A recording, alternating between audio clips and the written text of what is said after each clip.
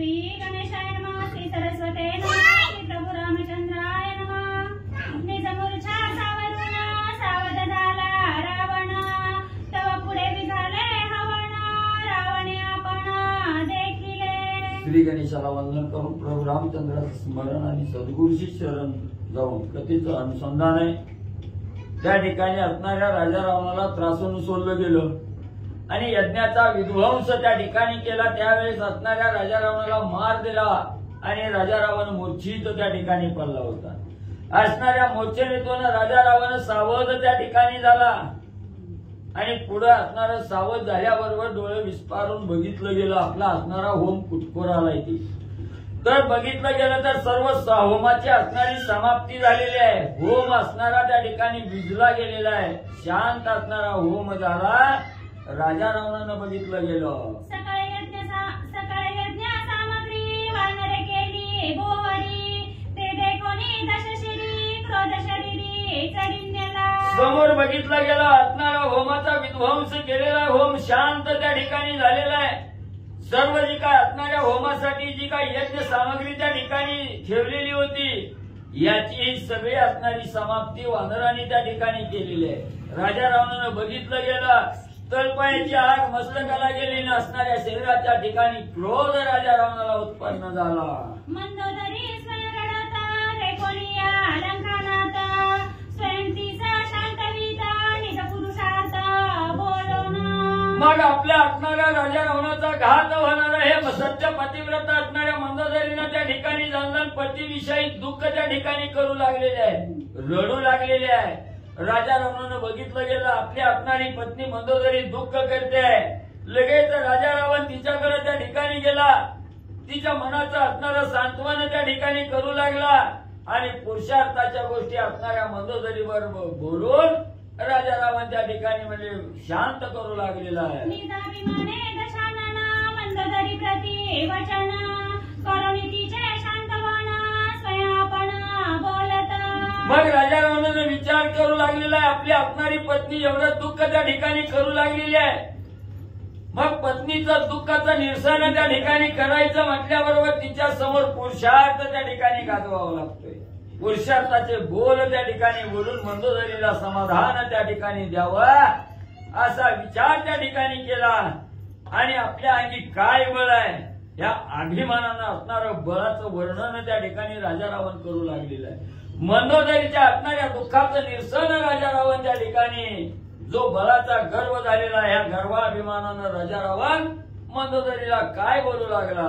सुमंगले मंदोदरी व्यर्थ रुदनाते न करी, तुझं प्रस्ता केली वानरी त्यांची बोरी करीन मी। मग त्या ठिकाणी म्हणू लागलेला आहे सुमंगले असणाऱ्या माझी प्रिय पत्नी असणारी मंदोदरी असणाऱ्या त्या ठिकाणी म्हणले तुला असणाऱ्या वानरांनी म्हणजे त्या ठिकाणी त्रासून सोडलं गेलं, तुझ्यावर असणारं दुःख म्हणजे त्या ठिकाणी केलं, म्हणून व्यर्थ असणारं रडणं म्हणजे त्या ठिकाणी थांबेल। व्यर्थ असणारं रडू नको, तुला ज्या वानरांनी असणारा त्रास त्या ठिकाणी दिलाय आता त्यांची बोहरी म्हणजे सगळ्याची समाप्ती मी करीन। शुभानने परियेसी संग्रामी सम्मुख मजसी, रणन येववे कोणासी दैत्य दानवासी कोण गणी। हे असणारे प्रिय मंदोदरी त्या ठिकाणी असणारं तू त्या ठिकाणी दुःख करू नकोस। माझ्या अंगी काय बळ आहे काय सामर्थ्य आहे म्हणजे तुला त्या ठिकाणी माहिती नाही का म्हणले। जर मी युद्धाला त्या ठिकाणी गेलो तर कोण सुद्धा म्हणजे माझ्या समोर युद्ध करायला त्या ठिकाणी म्हणले येणार नाही। दैत्य दानवाला असणारा थरकाप म्हणले लावणारा मी म्हणजे राजा रावण आहे त्या ठिकाणी, म्हणून म्हणजे असणाऱ्या माझ्या बळाच्या जोरावर म्हणजे सगळ्याला त्रासून त्या ठिकाणी टाकेल, परंतु असणार व्यर्थ रडणं म्हणजे त्या ठिकाणी थांबेल। इंद्रादी सुरा समस्त बंदी गृही सेवा करत, ब्रह्मा माझा नित्यांकित नित्य पडत शांती पाठ। अरे मंदोदरी म्हणजे असणाऱ्या त्या ठिकाणी दुःख करू नकोस। माझ्या अंगी काय बळ आहे म्हणजे त्या ठिकाणी काय पुरुषार्थ आहे ती दाखवलं आहे म्हणजे असणाऱ्या इंद्रादी देव म्हणजे त्या ठिकाणी जे बलहाटी असणारे देव आहेत म्हणजे त्या ठिकाणी या इंद्रदेवा सहित म्हणजे सगळ्या देवाला म्हणजे मी कामाला त्या ठिकाणी केलंय। माझ्या असणाऱ्या बंदी खाण्यात म्हणजे सर्व देव त्या ठिकाणी घातलेले आहेत आणि जो श्रेष्ठ असणारे ब्रह्मदेव आहेत ते तर माझे असणारे आज्ञाधारी म्हणजे त्या ठिकाणी आहेत. नित्य माझ्या घरी असणार म्हणजे त्या ठिकाणी वेदाचं पठण म्हणजे त्या ठिकाणी करण्याचं काम म्हणजे ब्रह्मदेवाला लावलंय. ते अल्पशक्ती किंकरा मानवाणी वनचर रणयेती मज समोर हे उत्तर घडेना. मग एवढ्या श्रेष्ठ असणाऱ्या देवादी देवाला म्हणजे त्या ठिकाणी माझ्या घरी म्हणजे कामाला त्या ठिकाणी लावलंय. आणि ही तर माकडं म्हणजे एक अतिशय क्षुल्लक किरकोळ आहेत म्हणजे त्या ठिकाणी. एवढ्या देवाच्या अंगी जेवढी शक्ती आहे एवढी शक्ती म्हणजे यांच्या अंगी नाही म्हणजे त्यांच्यापेक्षा कितीतरी वानर हीन त्या ठिकाणी आहेत. मासणारी मानव आहेत. मानव हे तर राक्षसाचं खाजा आहे म्हणजे त्या ठिकाणी. माझ्या समोर युद्धाला म्हणजे त्या ठिकाणी दमत धरू शकणार नाही. नव युद्धाला म्हणजे त्या ठिकाणी येणार नाही. म्हणून तू दुःख त्या ठिकाणी करू नको. तुझं ते कथा भामिनी वानर मानवांच्या श्रेणी क्षणे पाडिना मिरणी नाडीन धरणी अशुद्धे. हे मंदोदरी तू असणारा दुःख करायचं सोडून दे. असणारा रडणं बंद कर. म्हणजे तुझ्या समोर म्हणजे आता असणाऱ्या वानरांची ही दोन मानव आहेत म्हणजे त्या ठिकाणी राम आणि लक्ष्मण. एका क्षणात म्हणजे या रणभूमीवर म्हणजे सगळ्याची समाप्ती म्हणजे त्या ठिकाणी करीन आणि धरणी म्हणजे त्यांच्या रक्तानं म्हणजे माखून काढेल. राजा रावण असणारा त्या ठिकाणी अभिमानानं मंदोदरी समोर बोलू लागलेला आहे. माझे क्रोध दृष्टी पुढे केविराती माकडे आदरणी पाडिना लोंढे निज निवाडे पाहे तू. एकदा जर माझा असणारा क्रोध त्या ठिकाणी उपळला गेला आणि या क्रोध दृष्टी पुढे असणारा त्या ठिकाणी कोण सुद्धा म्हणजे ही माकडं म्हणजे राहू शकणार आहेत का त्या ठिकाणी. कोण म्हणजे त्या ठिकाणी राहू शकणार नाही. आताच्या आता तुझ्या समोर म्हणजे या रणभूमीवर म्हणजे अनेक या असणाऱ्या मानवाचे आणि असणाऱ्या वानराचे मळी म्हणजे त्या ठिकाणी पाडेन. वानर मानवांच्या भूतळी शिरांची खेळना चेंडू बळी अशुद्धाचा टिळा तत्काळी लावीन निदळी पळे तुझ्या.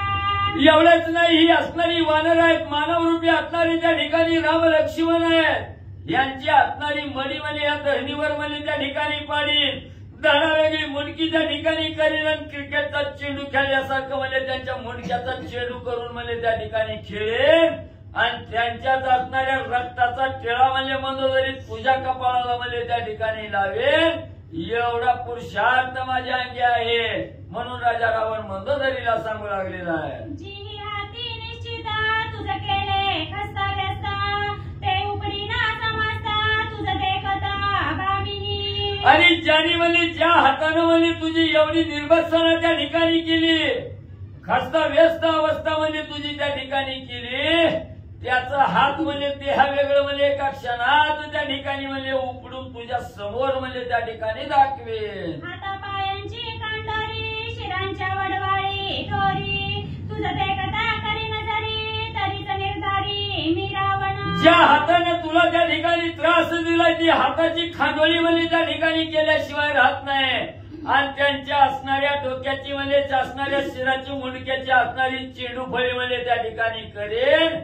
तुझ्या समोर म्हणजे सगळं कार्य त्या ठिकाणी करून दाखवीन तरच मी नावाचा रावण आहे. न्यूटोनिया वानरगण राम सौमित्राच्या रुधिरे जाण तुझ्या दुःखाचे क्षाळन करीना पण सुंदरी. एवढंच नाही सगळ्या वानरांचा असणारा काटा त्या ठिकाणी काढीन आणि राम लक्ष्मणाच्या रक्तानं म्हणजे तुझ्या असणाऱ्या दुःखाचं क्षालन म्हणजे त्या ठिकाणी मी करेन. हे सुंदरी पण तू दुःख करायचं त्या ठिकाणी म्हणजे सोडून दे. आजी पृथ्वी अरावण की अरामध्ये कशी जन म्हणून गरजता आपण करी सांत्वना मंदोदरीचे. असणारा रावण हा त्या ठिकाणी विजय मिळवण्यासाठी मोठी असणारी प्रतिज्ञा करून मंदोदरीला त्या ठिकाणी बोलू लागलेला. हे मंदोदरी या असणाऱ्या पृथ्वीवर एक तर असणारा रावण त्या ठिकाणी राहील नाही तर म्हणजे असणारा त्या ठिकाणी राम राहील. म्हणजे ही असणारी पृथ्वी म्हणजे अरावण तर होईल नाहीतर अराम तर होईल. रावण तर मरल नाहीतर राम लक्ष्मण तरी मरण म्हणजे त्या ठिकाणी तू दुःख करू नकोस. आईची दुःख संतप्त मंदोदरी तिचे रावणे बहुतांकरी शांतवणी अति कुसरी गिरा गजरी गर्जिन्यला. मग एवढ्या असणाऱ्या दुःखानं संतप्त झालेली असणारी मंदोदरी त्या ठिकाणी राजा रावणानं अनेक प्रकारे तिची समजूत काढण्याचा प्रयत्न त्या ठिकाणी केला. आणि असणाऱ्या मंदोदरीचं असणारं मन त्या ठिकाणी शांत राजा रावणानं म्हणजे असणारं बोलून त्या ठिकाणी केलं आणि अतिशय भला मोठा गजर करीत राजा रावण त्या ठिकाणी काय बोलू लागला. आजी श्रीराम तेरणी बाणे करी भंगाणी जळे भय धराला कोणी पाकरणी करीन ते. मग त्या ठिकाणी गर्जना करून राजा रावण बोलू लागलेला आहे. आज असणाऱ्या प्रभू रामचंद्राला म्हणजे रणभूमीच्या ठिकाणी माझ्या धनुष्यातून बाणाचा वर्षाव करून असणारा म्हणजे त्या ठिकाणी अंत म्हणजे त्या रामाचा करेन. आणि जर म्हणजे ही तर राम मेल्यावर म्हणजे कुणी भीती घेऊन म्हणजे त्या ठिकाणी जर जाचाल तर त्याला मी म्हणजे काय करतोय बघा आता. उता भवंडीला सैन्यासी सिद्ध व्हावे वेगेसी उता चला रणभूमीसी राम सौमित्रासी वधावया. लगेच असणारी आपल्या सैन्याला त्या ठिकाणी आश्वासित करण्यासाठी राजा रावणानं भरी मोठी असणारी गर्जना त्या ठिकाणी केली. अरे म्हणजे सावध होऊन त्या ठिकाणी ऐका म्हणजे मी काय सांगतोय. लवकर म्हणजे असणाऱ्या रणभूमीच्या ठिकाणी राम लक्ष्मणाबरोबर वानराबरोबर युद्ध करायचंय. सगळीजण सज्ज व्हा म्हणजे आळस असणारा सोडा. असणारा त्या ठिकाणी म्हणजे आळस झटकून म्हणजे लवकर उठा न रणभूमीवर जाऊन म्हणजे राम लक्ष्मणाचा अंत त्या ठिकाणी करू. गावागातला निशाणा वेगे पालना पालना आवेशाला से रावणा रणांगणा जावया. लगेच असणारे आपला असणारा ढोल ताशा त्या ठिकाणी होता. त्याच्यावर घाव त्या ठिकाणी घातला आणि सांगितलं चला रे चला म्हणजे लवकर. असणारा त्या ठिकाणी राम लक्ष्मणाचा अंत त्या ठिकाणी करायचंय रणांगणावर जायचंय. म्हणून आवेशानं राजा रावण त्या ठिकाणी गर्जना करून सगळ्या सैन्याला सिद्ध होण्यासाठी सांगू लागला. दीपास्त होता पाहे प्रकाशाधिकाधिक होये तैसे रावणा झाले आहे गरजत आहे अति गर्वे. मग ग्रंथकर्ते असणारे गावबागा त्या ठिकाणी सांगू लागलेले आहे. एकच असणारा दिवा त्या ठिकाणी सुंदर लागावा तेज त्या ठिकाणी पडावं आणि त्या दिव्यातलं तेल संपत येताना दिवा विजायला लागतो त्या ठिकाणी आणि विजत असताना दिवा त्या ठिकाणी फडफड करतो आणि अतिशय प्रकाश त्या ठिकाणी देतो आणि एकदम दिवा त्या ठिकाणी विजला जातो. तसं असणाऱ्या राजा रावणाच्या अंताची वेळ त्या ठिकाणी आलेली आहे. मरणार आहे राजा रावण म्हणून असणारा या ठिकाणी बडबड करू लागलेला आहे. असणारा आवेश आणून त्या ठिकाणी बोलू लागलेला आहे. जसा दिवा फटफट करून एका क्षणात त्या ठिकाणी दिवा विजला जातो तशी राजा रावणाची अवस्था होऊ लागली. पुष्पाचे जे विकासने तेची त्याचे सुकाने तेवी रावणाचे गर्जने जीवे मरणे तत्काळ. एखादं असणारं फुल त्या ठिकाणी असावं. सकाळच्या प्रहरी सूर्य उगवल्याबरोबर असणाऱ्या फुलाचा असणारा विकास त्या ठिकाणी होतो. फुल सुंदर विकासलं जातं. पण त्या फुलाला सुद्धा माहिती आहे काही क्षणानंतर किंवा काही तासानंतर आपल्याला कोमेजावं लागणार आहे. जे विकासलेलं फुललेलं फुल आहे त्या ठिकाणी ते म्हणजे संध्याकाळच्या वेळी जसं मावळलं जातं ते मिटलं जातं. तसं राजा रावण एवढं म्हणजे आवेशानं त्या ठिकाणी बोलू लागलेलं आहे. म्हणजे मरणाच्या अगोदर जसा साधक असणारा बडबड त्या ठिकाणी करतो बडबडी सुटते तशी अवस्था राजा रावणाची होऊ लागली. विजू प्रकाशाते पावने तेची तिसी हस्त होणे तैसे मांडले रावणे निज मरणे गरजत. आकाशात चकाकत येणारी असणारी वीज आहे त्या ठिकाणी. त्या विजेलाही माहिती आहे आपलं असणारं तेज क्षणभंगूर आहे त्या ठिकाणी. आपण एवढा असणारा कडकड आवाज त्या ठिकाणी करतोय तेज देतोय पण हे तेज आपलं संपणार आहे. आपला आवाज त्या ठिकाणी बंद होणार आहे हे माहिती असतंय तरी असणारी वीज त्या ठिकाणी म्हणजे क्षणभंगूर आहे. थोडा प्रकाश त्या ठिकाणी देते लगेच असताना त्या ठिकाणी वीज जाते. तशी असणाऱ्या राजा रावणाची गर्जना म्हणजे जीवे जीत राजा रावण त्या ठिकाणी मारणार आहे.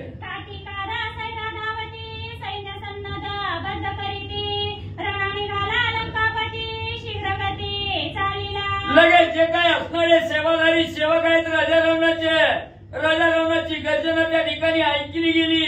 सर्व सैन्य सज्ज त्या ठिकाणी झालं. शस्त्र अस्त्र हातामध्ये त्या ठिकाणी घेतली आणि गर्जना करून सांगू लागली राजा रावण म्हणजे रणभूमीच्या ठिकाणी युद्धासाठी चाललाय. लवकर म्हणजे राजा रावणाच्या मागे चला म्हणून असणारे सेवक त्या ठिकाणी बोलू लागले. म्हणून या त्वरित सोटे मारा करी दूत तेने नगरी आत्याकांत कळकळीत मग म्हणजे अजून म्हणजे आपला राजा म्हणजे रणभूमीवर म्हणजे युद्ध करण्यासाठी जाऊ लागला. तुम्ही काय म्हणजे बायका लेकरात घरात बसला. म्हणून सेवकांनी हातात काट्या घेतल्या आणि घरामध्ये घुसून म्हणजे जी घरात बसलेली होती त्यांना मारून म्हणजे काट्याचा मार देऊन घराच्या बाहेर त्या ठिकाणी काढू लागली. रणभूमीवर हाकू लागली. त्यावेळेस असणारी जी बायका लेकरं होती ती कळकळ करू लागली, किलकिल करू लागली. कशामुळं? जी आजपर्यंत रणभूमीवर गेली ती कोण म्हणजे माघारी त्या ठिकाणी आली नाही. ती आता आपल्या असणाऱ्या नवऱ्याला पोराला म्हणजे पुढे घालून त्या ठिकाणी न्यायला लागली. ती ही काय माघारी येणार आहे ती म्हणून दुःख करू लागली.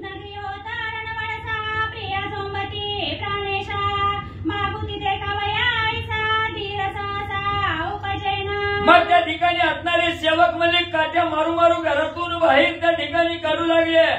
आपला पती बळजबरीनं म्हणजे युद्धाच्या ठिकाणी घेऊन जाऊ लागलेले असणाऱ्या बायकोनं बघायचं, धावतच जायचं, मिठी मारायची. स्वामी आम्हाला सोडून तुम्ही जाऊ नका, आमचं असणारं रक्षण त्या ठिकाणी करा. म्हणून बायकोनं जायचं, नवऱ्याच्या अंगाला त्या ठिकाणी झोंबायचं. परत म्हणजे त्या ठिकाणी तुम्ही जर गेला तर मागच्याची जशी गत झाली तशी तुमची होईल. आम्ही कुणाच्या तोंडाकडे बघून राहावं. आम्ही काय करू आता मासी कोण निरूपिता मरणाले लंकानाता सांगती तत्वता करीत असे. मग लंकेतील जे असणारे रहिवासी आहेत, प्रजा लोक आहे, त्या ठिकाणी राक्षसांचा असणारा पराभव होणार आहे हे निश्चित आहे. काळ्या दगडावरची पांढरी रेग आहे हे असणाऱ्या सर्वांनी जाणलं गेलं आणि दुःख करू लागली. पतिराया असणाऱ्या राजाचं कार्य करण्यासाठी तुम्ही जाऊ लागला, पण आम्हाला धीर देणारा कोण आहे? आमचं असणारं रक्षण करता करविता कोण आहे त्या ठिकाणी? नक्की म्हणजे राजा रावणाला मरण आलं आणि राजा रावणी एकटा मरणार नाही, सगळ्याला घेऊन म्हणजे त्या ठिकाणी मरी. आता मी करणे काही तुम्हाची पाव कोणे ठाई मनोरी कंठी झोंबती पाही लोळणी ती गातली. त्या राक्षसाच्या बायका त्या ठिकाणी आपल्या पतीच्या अंगाला झोंबायच्या आणि बोलायला त्या ठिकाणी लागलेल्या आहेत. मालक म्हणजे तुम्ही असणाऱ्या रणभूमीच्या ठिकाणी गेला तर आमचं आता आम्ही कसं म्हणजे त्या ठिकाणी वागायचं, आमचं रक्षण कोणत्या ठिकाणी करायचं, लेकरा बाळाचं लाड कोण करायचं त्या ठिकाणी, आणि आम्ही कुणाला त्या ठिकाणी मागायचं, कुणाचं तोंड बघत म्हणजे असणारा संसार करावा. म्हणून बाया काकुलतीला येऊन नवऱ्याच्या गळा पडून रडू लागल्या. कांते प्रती कांत सांगत देव पोशिला दिवस बहुत रावणाचे वेतन खात त्याची रणात सोडू नये. मग एवढं बायको काकुलतीला येऊन नवऱ्याला त्या ठिकाणी आडवू लागली की नवऱ्यानं म्हणायचं, बाई थोडं सहन कर, आम्ही असणाऱ्या त्या ठिकाणी सालाचा सालगड्या नौकरराव राजा रावणाचं मीठ त्या ठिकाणी खाल्लंय, म्हणून त्या राजा रावणाचं नीट करावं लागतंय काम म्हणजे त्या ठिकाणी. तुम्ही रडू नका, दुःख करू नका.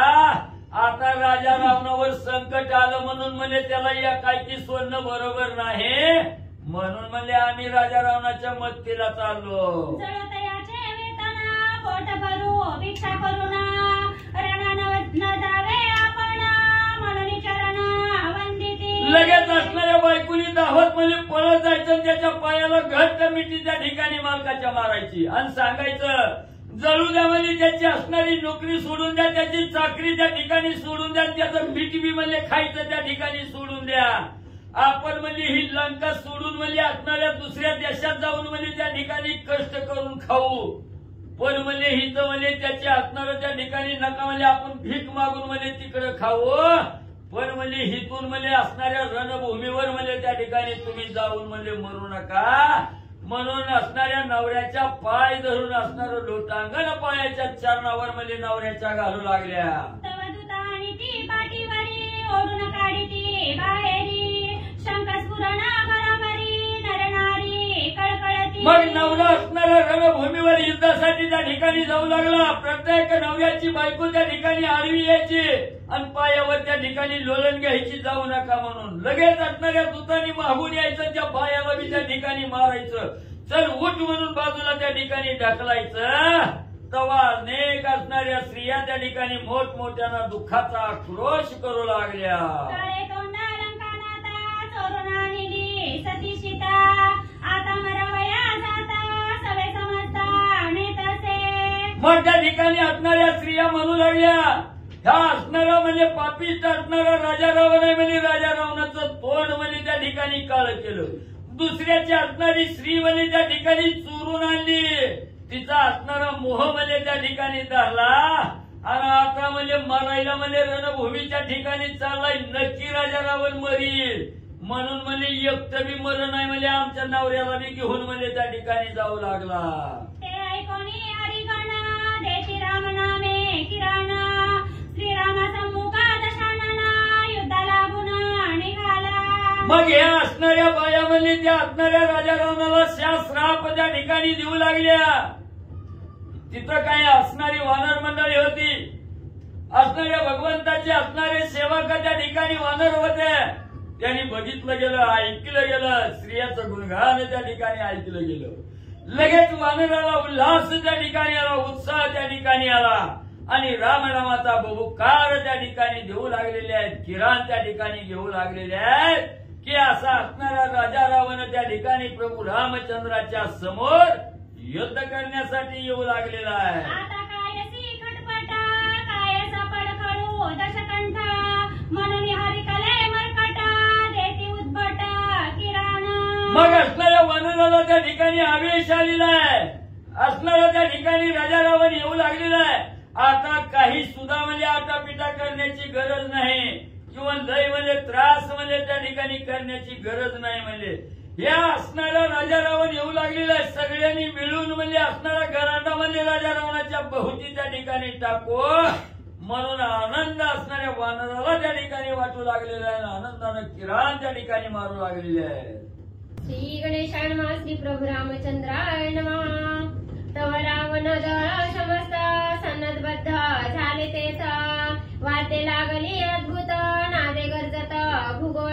इकडं वानराला राजा रावण युद्धाला येऊ लागलेला हे बघून आनंद त्या ठिकाणी झालेला आहे. किराण त्या ठिकाणी घेऊन उड्या आनंदानं वानर मंडळी मारू लागलेले. त्याच वेळेस राजा रावण आपलं असणारं सर्व सैन्यदळ त्या ठिकाणी सज्ज केलेलं आहे आणि असणाऱ्या निशाण्यावर घाव त्या ठिकाणी घातलेला आहे. व ते वाजू लागलेले आहेत. राजा रावण की जय म्हणत असणारी गर्जना करीत राक्षस येऊ लागलेले आहे. तुरे लागली विविध अनुहताचा आणि जनादा ध्वनी उठल्या भोविध भाग्य विविध रावणाचे. मग त्या ठिकाणी असणारा म्हणजे असणाऱ्या ध्वज पताका त्या ठिकाणी झळकू लागलेले आहेत. तुर त्या ठिकाणी म्हणजे झळकू लागलेले आहेत आणि असणारा त्या ठिकाणी अनाहताचा आवाज त्या ठिकाणी येऊ लागलेला आहे. जो योग प्रक्रियेत येतो ना, जो आवाज त्या ठिकाणी येतोय, आकाश मार्गाने असणारी गर्जना त्या ठिकाणी होऊ लागलेली आहे आणि असणारा ध्वनीचा आवाज त्या ठिकाणी निघू लागलेला आहे. राजा रावणाचं भाग्य म्हणजे आज फळाला त्या ठिकाणी येणार आहे. का राजा रावणाला असणारा मोक्ष त्या ठिकाणी प्राप्त होणार आहे म्हणून असणारा आगंतुक असणारा ध्वनी आकाशातून आणि त्या ठिकाणी निघू लागलेला आहे. बेरी मृदंग आणि शाना गुजबुजी गिडबिडी जाण काळाची काळा दारुणा भोंगळा सत्राणा त्राटिल्या. मग नाना प्रकारचं असणारं वाद्य राक्षसांनी त्या ठिकाणी आणलेलं आहे. मृदंग आहे, असणारी गिडबिडी नावाचं असणारं वाद्य त्या ठिकाणी काळ आहे, चिन काळ आहे, त्या ठिकाणी भोंगळा आहे, याचा असणारं गर्जना आणि म्हणजे त्या ठिकाणी येऊ लागलेली आहे. वेणू झल्लरी नाद उठिला ती गजरी विराणी वाजते कसरी नादा भीतरी मनणी वेळ. आणि म्हणजे तिचा असणारा विना म्हणजे त्या ठिकाणी वाजू लागलेला आहे. असणारा त्या ठिकाणी वेणू नावाचं वाद्य आहे, त्याचाही आवाज त्या ठिकाणी निघू लागलेला आहे. ज्याच्या कुणाच्या कानावर असणारा आवाज त्या ठिकाणी पडल त्याला असणारा आनंद, मनाला शांतता त्या ठिकाणी वाटू लागलेली आहे. दशशिरी परणावया मोक्षणारी निघाला से सडकरी अनुहत गजरी लावणीया. मग या ठिकाणी जसं म्हणजे नवरदेवाची वरात त्या ठिकाणी निघाली, रणामध्ये असणारा त्या ठिकाणी रणरूपी असणारा नवरा त्या ठिकाणी 10 तोंडाचा असणारा राजा रावण आहे आणि असणारा त्या ठिकाणी जसा असणारा नवरदेव म्हणजे वरातीत म्हणजे असणाऱ्या म्हणजे त्या ठिकाणी नवरीला असणारा त्या ठिकाणी वरून घेण्यासाठी असणारं वर्णन करण्यासाठी जसा नवरा त्या ठिकाणी वरातीतून जावा तसा हा असणारा रणनवर असणारा राजा रावण आहे आणि मोक्षाची जी असणारी नारी आहे मोक्ष नगरी आहे.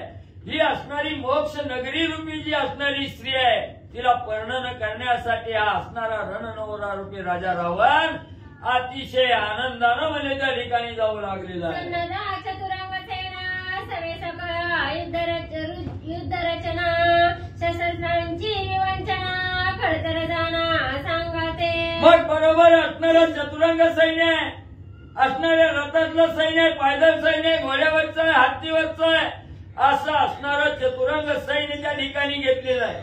युद्ध कसं करायचं याचाही विचार त्या ठिकाणी केलेला आहे. शस्त्र अस्त्र बरोबर त्या ठिकाणी घेतलेलं आहे आणि असणारं त्या ठिकाणी खडतर वाद्य वाजवत रणभूमीवर सैन्य जाऊ लागलेलं आहे. विचित्र कवचांचे भार खडगा तो मार लवडी चक्र गदा मुग्धल पार सर्वे गाडे भार चाली. मग म्हणजे प्रत्येकाने असणाऱ्या म्हणजे त्या ठिकाणी अंगावर म्हणजे काही शस्त्र त्या ठिकाणी लागू नये म्हणून असणारे कवच परिधान केलेले आहे. हातामध्ये असणारे तलवार आहे, तोमर आहे, लहुरी नावाचं चक्र त्या ठिकाणी घेतलेलं आहे.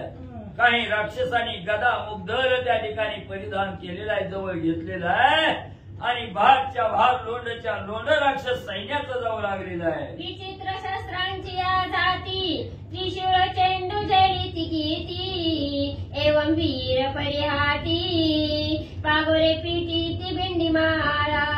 मग असणाऱ्या त्या ठिकाणी नाना प्रकारचे विचित्र असणारे नाना प्रकारचे शस्त्र त्या ठिकाणी घेतलेले आहे. त्रिशूळ घेतलेला आहे, चेंडू असणारा त्या ठिकाणी हातामध्ये घेतलेला आहे आणि ह्या हातातून त्या हातात टाकत असणारे चेंडू खेळत त्या ठिकाणी वीर जाऊ लागलेले आहेत. कित्येक राक्षसांनी हातामध्ये परिघ नावाचं शस्त्र त्या ठिकाणी घेतलेलं आहे. पागोळे त्या ठिकाणी भेंडीमाळा घेतलेले आहेत आणि युद्धावेशानं रणभूमीकडे जाऊ लागले. गाडे भरवणी अपार शौर सुवर्ण गंधी कोदंड भार ज्यांचा ऐकता टनत्कार कापे तर चोर त्रिलोक. आणि असणाऱ्या त्या ठिकाणी असंख्य म्हणजे असणाऱ्या रथाचं गाड्या भरलेलं म्हणजे असणाऱ्या त्या ठिकाणी धनुष्यबाण घेतलेले आहे.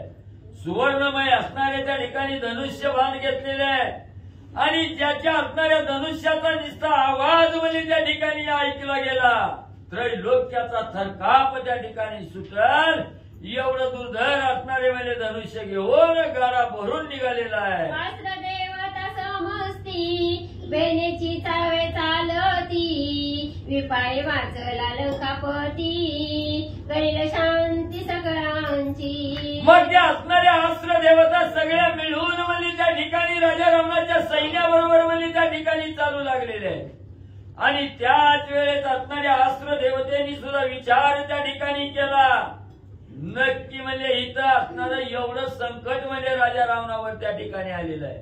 नक्की असणारं त्या ठिकाणी म्हणजे राजा रावण म्हणजे त्या ठिकाणी मेल्याशिवाय राहणार नाही. राजा रावण म्हणजे एकटा मरणार नाही, सगळ्याची शांती म्हणजे राजा रावण केल्याशिवाय राहणार नाही. म्हणून असणाऱ्या अस्त्र देवता सुद्धा त्या ठिकाणी विचार करू लागल्या. येणे भय करोनी जाण समत्र अस्त्र देवता गण स्वयं चालवी दशानन विचित्र विंदान सेनेचे. मग त्या ठिकाणी अस्त्र देवता म्हणजे आपल्याला सहकार्य त्या ठिकाणी करणार नाहीत म्हणून राजा रावणानं त्या ठिकाणी शस्त्र देवतेलाही धाक त्या ठिकाणी दाखविला आणि सर्व असणाऱ्या मंत्राचं प्रयोजन करून सर्व अस्त्र देवता त्या ठिकाणी राजा रावणाचा धाक घेऊन म्हणजे भीतीनं म्हणजे राजा रावणा सगळं आणि जाऊ लागल्या. गोदा पळता कांबरी बाळे झळकतीच्या वारी दिव्य छत्रे सैन्यावरी राक्षस भारी अतिशोभा. मग एवढं राक्षस सैन्य त्या ठिकाणी असणाऱ्या रथाला ध्वज पताका त्या ठिकाणी लावलेले आहेत. आकाशामध्ये अतिशय शोभून त्या ठिकाणी दिसू लागलेले आहेत. असणारे भाले हातामध्ये भाले त्या ठिकाणी घेतलेले आहेत. चौऱ्या त्या ठिकाणी त्या भाल्याला लावलेले आहेत आणि दिव्य असणारी छत्रमध्ये त्या ठिकाणी डोक्यावर परिधान केलेली आहेत. असं राक्षस सैन्य त्या ठिकाणी रणभूमीकडे जाऊ लागलं. महामध्ये दाटले गजघाट वारूंचा वाजिन्नला साठ रथ चक्रातळी सपाट होती पीठ पर्वत. आणि ज्या रथाला असणाऱ्या हत्या त्या ठिकाणी तेही असणारे उन्मत्त झालेले आहेत आणि असणाऱ्या मदानं त्या ठिकाणी उन्मत्त होऊन असणाऱ्या त्या ठिकाणी धावू लागलेले आहेत. जे सारथी आहे त्या ठिकाणी ते सारथी म्हणजे आपल्या असणाऱ्या चाबुकाचा मार म्हणजे त्या असणाऱ्या घोड्याला त्या ठिकाणी देऊ लागलेले आहेत. त्याच वेळेस असणाऱ्या त्या ठिकाणी म्हणजे असणाऱ्या हत्तीच्या पायाखाली जे असणारे पर्वत आहेत ते पर्वत म्हणजे अतिशय पिठासारखे चूर्ण त्या ठिकाणी होऊ लागले. पुत्र प्रधानाचे दुःख स्त्रियेची खस्तास अलोलिक आठवणी दशमुख क्रोध देख कापत. आणि अशा असणाऱ्या रथामध्ये राजा रावण त्या ठिकाणी स्थानबद्ध झालेला आहे. रथामध्ये बसलेला आहे. मनामध्ये विचार करू लागलेला आहे. आपली असणारी पोरं गेली, भाऊ त्या ठिकाणी गेला, कोण शिल्लक त्या ठिकाणी ठेवलं नाही. आपल्या असणाऱ्या स्त्रिया एवढं म्हणजे आपलं असणारं मालक त्या ठिकाणी गेल्यामुळे दुःख त्या ठिकाणी करू लागलेले आहेत. हे डोळ्यासमोर चित्र राजा रावणाच्या त्या ठिकाणी दिसू लागलं. आणि त्याच्या असणाऱ्या त्या ठिकाणी मागच्या घटनेचा आठवडा झाला. राजा रावण क्रोधानं लाल भडक त्या ठिकाणी झालेला आहे. थरथरामध्ये त्या ठिकाणी रागानं थरथरा राजा रावण उडू लागलेला आहे. साधावया श्रीरामासी रथी बैसता रावणासी रूप वाढिन्नले आकाशी देखता लोकांसी पळसुटे. मग राजा रावणाला अतिशय राग त्या ठिकाणी आलेला आहे आणि आवेश पूर्ण राजा रावणाची अवस्था झालेली आहे. आता काही झालं तरी रामाला त्या ठिकाणी सोडणार नाही. रामाला साध्य त्या ठिकाणी करून घ्यायचं आहे. म्हणून रथामध्ये राजा रावण बसलेला आहे. अवाढव्य रूप त्या ठिकाणी धारण केलेलं आहे. आकाशालाच गवसणी घालणे एवढं रूप त्या ठिकाणी राजा रावणाचं बांधलं गेलेलं आहे. आणि त्या राजा रावणाचं एवढं भयंकर रूप बघितल्यावर बघणाऱ्याला सुद्धा चळकाप त्या ठिकाणी म्हणजे सुटत होता. सैन्य चालिले अति गजरी यावा दाविला स्वारी हो हो मामा जी करी. सैन्य चालिले अति गजरी यावा दाविला स्वारी हो हो मामा जी करी वारू कुसरी नाचती. मग लगेच असणारं सर्व सैन्य ही आवेशाने त्या ठिकाणी तत्पर झालेलं आहे. राजा रावणाचा गजर करत त्या ठिकाणी जाऊ लागलेला आहे. आपल्या असणाऱ्या कला कुसरी असणारं सैन्य त्या ठिकाणी दाखवू लागलेलं आहे. घोड्यावर बसलेला आहे, हत्तीवर बसलेला आहे, घोड्याला हकारू लागलेला आहे.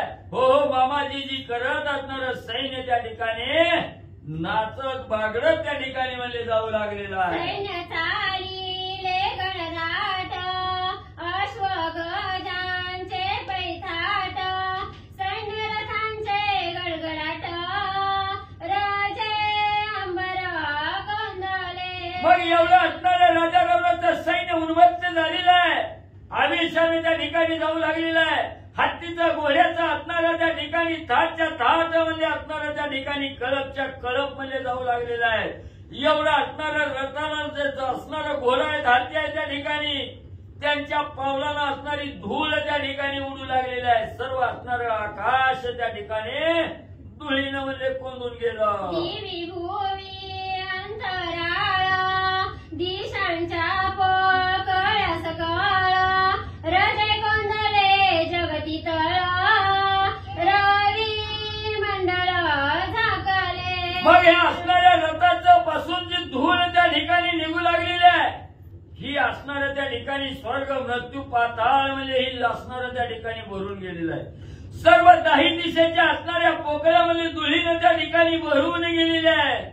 एवढं संपूर्ण जगती तळ म्हणजे असणारं त्या ठिकाणी आणि धुळीनं माकलं गेलं. दिवसाचं पडिला अंधार रजे बुडाले पैनेत्र दुर्निमित्ते थोर थोर तेथे सत्वर उठिले. मग एवढी असणारी धूळ आहे, दिवस आहे, पण सूर्याचं जे तेज आहे ते असणारं तेज त्या धुळीनं त्या ठिकाणी झाकलं गेलं. दिवस असून असणारा अंधार धरणीवर त्या ठिकाणी पडलेला आहे. सर्व असणारी ह्या रथापासून निघालेली जी धूळ आहे ती धूळ असणारी सगळ्याच्या डोळ्यात त्या ठिकाणी जाऊ लागली. काय करावं हे पुढचं काय त्या ठिकाणी दिसना गेलं. असणारी अवस्था बिकट. 1 अवस्था, बिकट अवस्था असणाऱ्या सैन्याची होऊ लागली. चला. 1 अवस्था असणाऱ्या सैन्याची होऊ लागली. चला. अरे भाऊ कुंडली कवरधारी विठ्ठल श्री ज्ञानदेव राम पंढऱ्यात भगवान की जय, राजाधिराज प्रभु रामचंद्र भगवान की जय, पवन सूत हनुमान की जय।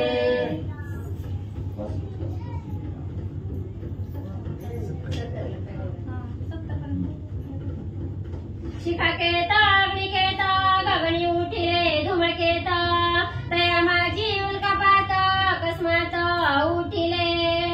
आणि अशा पद्धतीने जे काही असणारे अपशकुन आहे ते असणारे अपशकुन राजा रावणाला दिसू लागले, वाटू लागले। गगनी आकाशामध्ये सगळे असणारी धूळ आकाशामध्ये उडाली, सूर्य झाकून गेला आणि त्याच्यामध्ये अचानक भूकंप भूस्फोट अशा प्रकारचे काही त्या ठिकाणी दुश्चिन्ह दिसू लागले। नक्षत्रे पडती टळटळा, भूकंप तसे वेळोवेळा, बाळू भुंकती समकाळा, अग्नी ज्वाळा व मुनिया। आकाशामधली जी काही नक्षत्र आहेत ती नक्षत्र तुटून जमिनीवरती पडू लागली, जमिनीचा कंप होऊ लागला। काहीच नसताना अचानक वेळोवेळा भूस्फोट होऊ लागला, कोल्हे असणारे त्या ठिकाणी भुंकू लागले, मुखामधून अग्नीच्या ज्वाळा वमून त्या ठिकाणी नाही तसला आक्रोश आवाज काढू लागले। असे असणारे दुश्चिन्ह रावणाला दिसले। हनुमंते पूर्वी प्रबोधिला, तो आठवा धरणी वहिला, प्रतिकूल वायू सुटला, उडवू लागला राक्षसा। आणि वारा सुद्धा त्या ठिकाणी असणारा भयंकर सुटला, सोसाट्याचा वारा सुटला, चक्रीवादळासारखं। का सुटलं? हनुमंताने सांगितलं होतं पूर्वी, म्हणले बास करा यांच्या बाजूने कामं करायची, तुमच्या सोडवणीसाठीच आम्ही आलो नाही, त्याच्यामुळे आता आमच्या बाजूने राहायचं जरी त्यांच्याकडे असलं तरी काम आमच्या बाजूचं करायचं। म्हणून भयंकर अशा प्रकारचा वारा सुटला आणि ते असणाऱ्या वाऱ्यानं राक्षसी जी होती ती पालापाचोळ्यामध्ये आकाशामध्ये उडवू लागली। हनुमंताच्या सांगण्यावरून वायू खवळला, वस्त्रे उडती आकाशा, वायू भरला राक्षस गवसा, प्राण परतेना सहसा, थोरा दुर्दशा रावणा। आणि अशा प्रकारचा भयंकर वारा सुटला, एवढा वारा सुटला अंगावरची कपडे सुद्धा त्या ठिकाणी असणारी उडून जाऊ लागली, कपडे सहित राक्षस उडायला लागली।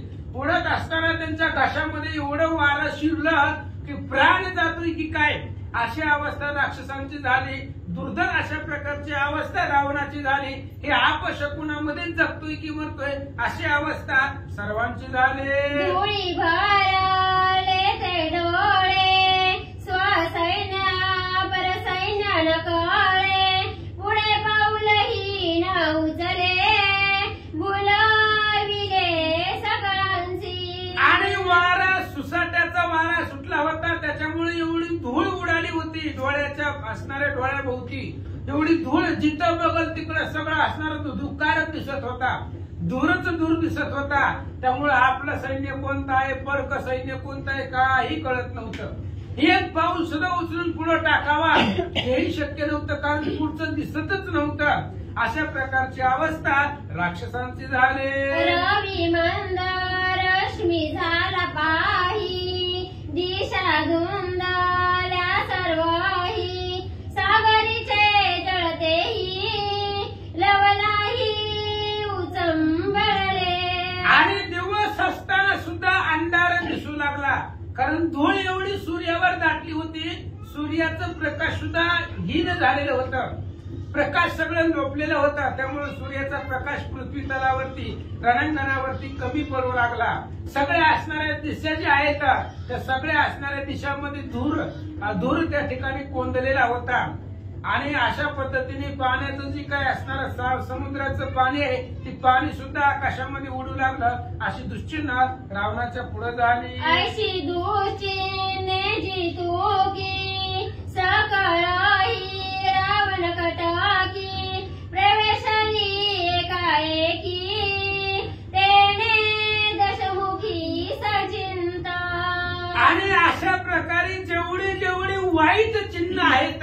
अपशकुन आहेत तेवढी सगळी रावणाच्या सैन्यामध्ये आहे. रामाच्या सैन्यामध्ये यातला एकही प्रकार नव्हता.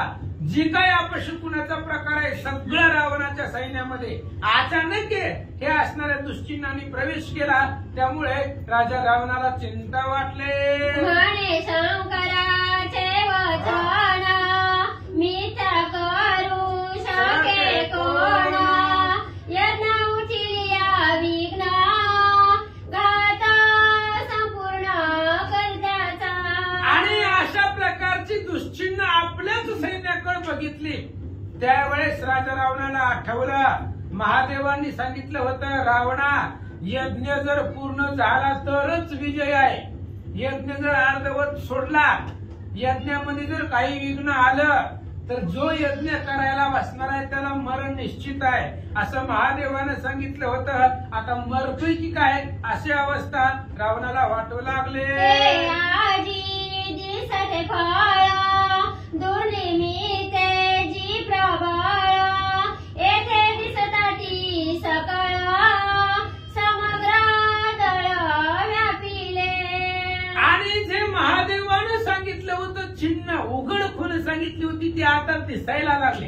प्रत्यक्षाला प्रमाणाची गरज नाही. जी प्रत्यक्ष डोळ्याने दिसतंय त्याला पुराव्याची काय गरज आहे. महादेवानी सांगितलं होतं आणि तीच अवस्था समोर दिसायला लागले. जे जे अपशकुन आहे ती सगळं डोळ्यापुढे दिसायला लागलंय. सगळं दळ असणाऱ्या अपशकुनानं व्यापलेलं आहे, संकटानं व्यापलेलं आहे. अशी अवस्था रावणाची झाली. ऐसा झाला सचिंत दुर्निमित्ते भ्रमीभूत, क्षण एक झाला लंकानाथ अति अकांत वर्तला. अशा प्रकारे रावण संचित झाला. रावणालाही माहिती होतं की आता अशा प्रकारचं जी काही दुर्निमित्त आहे, हे जे काही संकट आलेलं आहे त्या संकटाने राजा रावण भ्रमून गेला.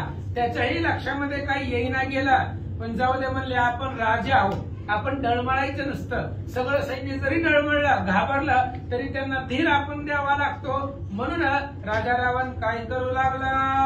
सर्वेची सावध होडी पाही विचारी आपुल्याच ठाई, म्हणे तुझी निवय काही युद्धाच्या ठाई सुरासी. लगेच राजा रावणाने विचार केला आपण चाललोय कुठं युद्धाला चाललोय. आपल्याकडे शस्त्र अस्त्र ताकद कशाची कमतरता आहे का. मग ही जी काही दुश्चिन्ह आहेत अपशकुन आहे, ही अपशकुनाची भीती कुणाला वाटायला पाहिजे. ज्याच्याकडे बळ नाही, त्याच्याकडे ताकद नाही, त्याला हे असणारे शकुन अपशकुन मानित असते. आपण शूर आहे, आपण बलवान आहे, आपण युद्धाला चाललोय आणि जे योद्धे असते ते योद्धे असलं दुश्चिन्हाचं भीती मानत नाही तर असा विचार रावण करू लागला. सुचिन्ह माझी शंकर तो दुचिन्ह काय गेला दूर, व्यर्थ पामराचा विचार मी चिंता तूर लटकाची. रावणानं लगेच डोक्यामध्ये विचार केला. म्हणले आज आपल्याकडे सगळे अपशकुन आहे, दुश्चिन्ह आपल्या बाजूने व्हायला लागले. मग महादेव आपल्या पाठीशी आहेतच की. म्हणले सदुजित आहे. जोपर्यंत आपला शुभ काळ असेल तेव्हाच महादेव आपल्या पाठीशी असते. आणि जेव्हा जेव्हा आपल्याकडे संकट येईल, दुश्चिन्ह येईल, अपशकुन आहे, तेव्हा काय महादेव काय आपल्यापासून लांब असतात का नाही. जसं रोजच्या वेळे महादेवजी आपल्या सोबत असतात, बरोबरीला असतात, जसं शुभ काळामध्ये महादेवजी बरोबरीला असतात, तसं वाईट काळामध्ये सुद्धा महादेवजी सोबत आहेत. विनाकारण चिंता करायला असा रावण बोलू लागला. रांडवे बायलेच्या परी चिंता तूर मी शरीरी, जळो माझी सामर्थ्य थोरी काय संसारी जीत असे. आणि इथं रडत बसलोय मी. ताकद नसताना ही नदी नपुंसकासारखं या ठिकाणी रडत बसलोय. काय गरज आहे, माझ्याकडे एवढा पुरुषार्थ आहे, अद्भुत बळ असताना सुद्धा एखाद्या स्त्रीसारखं इथं काय मी रडत बसलो असं मनाला राजा रावण धीर देऊ लागला. मनोळी झाला सावध निज सैन्य करीत बोध, मी त्या उठिले हे द्वंद्व त्याचा विषादन मानवा. राजा रावण बुद्धीच्या ठिकाणी सावध झाला. भीती त्यालाही वाटली होती, पण आपण भिलोय असं सैन्याला दाखवायचं नाही. राजा रावण सावध झाला, बुद्धीच्या ठिकाणी विचार केला आणि रावणानं बोलायला सुरुवात केली. हे बघा, जे जे शूर असतात, वीर असतात, योद्धे असतात, त्यांनी या असणाऱ्या दुश्चिन्हाला अपशकुनाला घाबरायचं नाही हे रावण सांगू शिवे लागला. पाहो आदरिले व्रत युती लागलिया घात रणी दुचित की सावचित निश्चितार्थ पावया. लगेच रावणाने सांगितलं कशाला टेन्शन घ्यायला लागला. म्हणलं एवढं महादेवानं आपली परीक्षा घेतली. आपण जर संकट ह्यांच्यावरती सोडलं ही सहन करते ती का नाही. देव परीक्षा बघतोय हो, देव परीक्षा बघतोय. त्याच्यामुळे तुम्ही घाबरू नका. महादेव आपल्या पाठीशी आहे. महादेव आपल्याला सोडून जाणार नाही. उगा महादेवानंच हे सगळं संकट आणले. ह्या संकटामध्ये राजा रावण त्याचं सैन्य काय करतंय हे महादेवाला बघायचं आहे. म्हणून त्यानंच संकट आणलंय. घाबरू नका. चला रावण बोलू ते लागला. शंकर कृपा आम्हासी आपे आप फळली कैसी आम्हा सम्मुख विघ्नासी रावयासी तोंड कैसे. अरे बाबा नाही, संकट आपल्या पुढे कसं येणार आहे. आपण महादेवाचे भक्त आहेत. संकट आपल्या पुढे येणार नाही. मग कसं आलंय. महादेवानीच आणले. महादेवानी का आणले. या संकटाच्या वेळेला नेमकं धीर धरतोय का खचतोय का माघारी पळून जातोय हे महादेवाला बघायचं होतं. म्हणून महादेवानी संकट आणलंय. नाहीतर एवढ्या मोठ्या महादेवाचे आपण बघताय. एवढा मोठा समर्थ आपला पाठीरा काय आणि विघ्न काय आपल्या पुढे येणार आहे. रावण बोलू लागला. बाप कृपाळू शंकरा विघ्न निरासिले समाग्रा विवण काचला शीघ्र नरवन्नरा निवटावया. आणि थोड्या वेळाने सगळी वाटोळी वगैरे सगळं शांत झाल्यानंतर लगेच रावणाने सांगितलं बघा म्हणलं होतं का नाही महादेव परीक्षा बघते. आता सगळं शांत झालंय. महादेवानंच आपल्यावरती कृपा केली. जे विघ्न आलेलं होतं दुश्चिन्ह आलेलं होतं ती गेलं. आता घाबरू नका, भिवू नका. शस्त्रास्त्र बरोबरीला घ्या आणि युद्धाला चला. ऐसे सांगोनी सैन्यासी आश्वासोनी तयासी सम्मुख जाता रणभूमीसी रथ तोंड कसी आदळला. अशा पद्धतीने आपल्या सैन्याला सांगितलं, आश्वासन दिलं. म्हणले घाबरू नका, चला मी आहे पाठीशी. तुम्ही फक्त पुढे चला. माझं मी आहे म्हणले तुमचं कमी जास्त बघायला. चला म्हणले बिंदास. घाबरू नका बेचं नसतंय म्हणले. या असली शकून नापशकून काय याला घाबरायचंय. चला. कसं तरी असणाऱ्या सैन्याला धीर दिला. राजा रावण पुढे निघाला. थोड्याशा अंतरावरती गेल्यानंतर ना राजा रावणाचा रथाचे घोडे तोंडावरती आदळले. श्री गणेशाय नमः. श्री प्रभू रामचंद्राय नमः. विषम स्थळ नसता जाण भूमी असता समान वायू चालला स्वबंधन अडखळोनी पडेला. आणि कथेचं अनुसंधान असं अशा पद्धतीने राजा रावण निघाला. त्या सगळ्या अपशकुनाला पाठीमागं सगळ्या सैन्याला धीर दिलं. खोटं खोटं आश्वासन दिलं. चला म्हणले मी आहे पाठीमागं. सैन्य पुढे ढकलला. राजा रावण पाठीमागून निघाला. कुठेही गतिरोधक नसताना, खड्डा नसताना, काही नसताना, सुपर नॅशनल हायवे रस्ता असताना सुद्धा अचानक जे काही असणारे रथाचे घोडे होते, घोडे एकमेकाच्या पायात पाय अडकले आणि रथाचे घोडे जमिनीवर पडले. आवरता सारथ्यासी वाळू पडले तोंडगसी तेने चिंता रावणासी निज मानसी वर्तली. आणि घोडे पडणार एवढ्यामध्ये सारथ्यानं आवरण्याचा प्रयत्न केला पण नाही, त्याला सुद्धा आवरले गेले नाहीत. घोडे तोंडावरती पडले. घोडे पडलेले बघितल्यानंतर राजा रावणाला चिंता वाटली. काय विचार करतो. तथापि निज गती करून साठ पदरून रावण वारू उडविले जाण उदक सिंचन करोनिया. तरी पण जाऊ द्या म्हणले. पडले असतील काहीतरी त्यांच्या पायात पाय घोटमळला असेल. जाऊ द्या म्हणले. घोडे पडले म्हणजे यात काही नवलाय. पडले असतील जाऊ द्या म्हणले. राजा रावण उतरला. सारथी उतरला.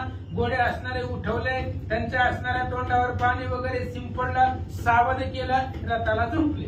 अश्वांची या नेत्राद्वारा अश्रुबिंदी स्रवती सैरा ते पुसोनी वेगोत्तरा रवंदर संयोजी गेला. आणि लगेचच घोडा पडलेले घोड्यांना उठवलं. त्यांच्यावरती पाणी वगैरे शिंपडलं. घोड्यांच्या डोळ्याकडे निरपून पाहिलं. त्यांच्या डोळ्यामधून पाणी वाहत होतं. असेच असणारे रथाला घोडे घेतले. रथाला झुंपले. रथ तयार केला. वरी राजा रावण बसला. निघाला. वीर रावण जगजेटी विघ्ने घालून या पोटी धनुष्यबाण धरुणी मुष्टी क्रोधे कडाडीटी चालीला. आणि लगेचच असणाऱ्या जगजेटी राजा रावण जी काही विघ्न आलेली होती ती पोटामध्ये घातली, दुसरा पर्यायच नव्हता. ही जी सगळे असणारे विघ्न होते ती विघ्नाला कसं तरी पाठ देत देत देत हातामध्ये धनुष्यबाण राजा रावणानं सज्ज केला. अतिशय रागानं रामाच्या दिशेनं निघाला. आठवून या पुत्राचे निधन दाखोटा बंधू कुंभकर्ण प्रस्तादी प्रधान सकळ सैन्य निमले. आणि राजा रावण युद्धाला निघाला जात असताना आठवू लागला किती सैन्य होता आपल्याकडं. असं जर आपण निघालं तर पाठीमागं आपला भाऊ असायचा, आपले प्रधान असायचे, आपली पोरं असायची, पण आज कोणी सुद्धा नाहीये. कुंभकर्णाची आठवण होऊ लागली. आपला आवडता लाडका प्रहस्त प्रधान जो रावणाचा उजवा हात होता त्या प्रहस्ताची आठवण होऊ लागली. प्रत्येक जो मेलाय त्याची आठवण करत राजा रावण निघाला. रोहितयांची आठवणी क्रोधे झाला काळाग्नी प्रवेशला रणांगणी देऊनी पाणी सर्वस्व. आणि त्या जे जे गेलेले आहेत त्यांची आठवण राजा रावणाला येऊ लागली. युद्धाला जाताना आपले मोठमोठे बलवान योद्धे होते, काय आपले पाठीराखे होते, आज कुणी सुद्धा राहिलेलं नाहीये. दुःख राजा रावणाला झालं तसंच रागही आला. त्याच्यामुळं सर्वस्वावर पाणी टाकलं राजा रावणानं आणि एकच त्या ठिकाणी मरायचं किंवा मारायचं हे आवेशानं युद्धाला निघाला. राजश आणि जीविताशा सांडुली भोगाची भोगाशा सांडून ऐश्वर्याची आशा विरक्त सर्वस्वा रावण. रावण विरक्त झाला. रावणाला माहित आहे आता माघारी येतोय का नाही गॅरंटी नाही. म्हणले आजपर्यंत आलो कसं तरी पळवून जीव वाचवत माघारी आलो, पण आता तेवढाही चान्स नाहीये. आता सगळं सर्वस्वावर पाणी फिरलं. राज्याची आशा सोडली, जगण्याची आशा सोडली, जिंकू किंवा मरू, जगू किंवा मरू ही सुद्धा आशा सोडून दिली. जेवढे काय असणारे सुख आहे ते असणारे सगळे सुखावरती पाणी टाकलं. ऐश्वर्य सत्ता संपत्ती सगळ्याची आशा राजा रावणानं सोडली. निराश झाला, युद्धाला निघाला. केवळ क्रोधाचे निज शरीर तेने रूपाला तस शिर जेवी मध्यानी अति उग्र दिसे खडतर भास्वत.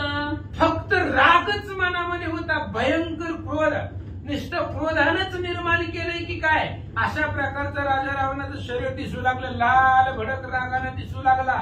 मध्यान्हाचा दिनकर सूर्य डोक्यावर आल्यानंतर भर उन्हामध्ये दुपारी 12 वाजता तसा अतिशय तीव्र सूर्य दिसतो तशा पद्धतीने रागानं लाल भडक राजा रावणाचं स्वरूप रणांगणावर दिसू लागला. मध्यकाळाग्नीचा रवी सहसा होय दुर्निच्छ जेवी तैसा ती क्रोधाभिवरी दशग्रीवा निजभासे. मध्यान्ह काळेचा सूर्य असावा आणि त्या सूर्याकडे बघायची कोणाची हिंमत आहे बघा बरं. दुपारी भर सूर्याकडे नुसतं बघा, बघता येतं का? लगेच डोळे दिपून जातात. तसा असणारा क्रोधाग्नी राजा रावण झालेला होता. अतिशय तीव्र दिसू लागलेला होता. जसं सूर्य दिसावा तशा पद्धतीने आजच्या अतिशय क्रोधाचा अभाव राजा रावणानं आणला. युद्धाला निघाला. अंतरेचे निज सामर्थ्य त्याने करोनी प्रदीप्त रणी गरजोनी लंकानाथ काय बोलत रामासी. आतमध्ये जे सामर्थ्य होतं राजा रावणाचं जे काय असणारा ताकद होती, अंगामध्ये बळ होतं, ती असणारं सगळं बळाला प्रदीप्त केलं, प्रज्वलित केलं. आतल्या आतमध्ये बळ त्या ठिकाणी आवेश आणला. अतिशय राग आलेला आहे. रामचंद्राच्या पुढं फेस टू फेस राजा रावण गेला. रामचंद्राला लक्ष केलं. काय बोलतो ऐका.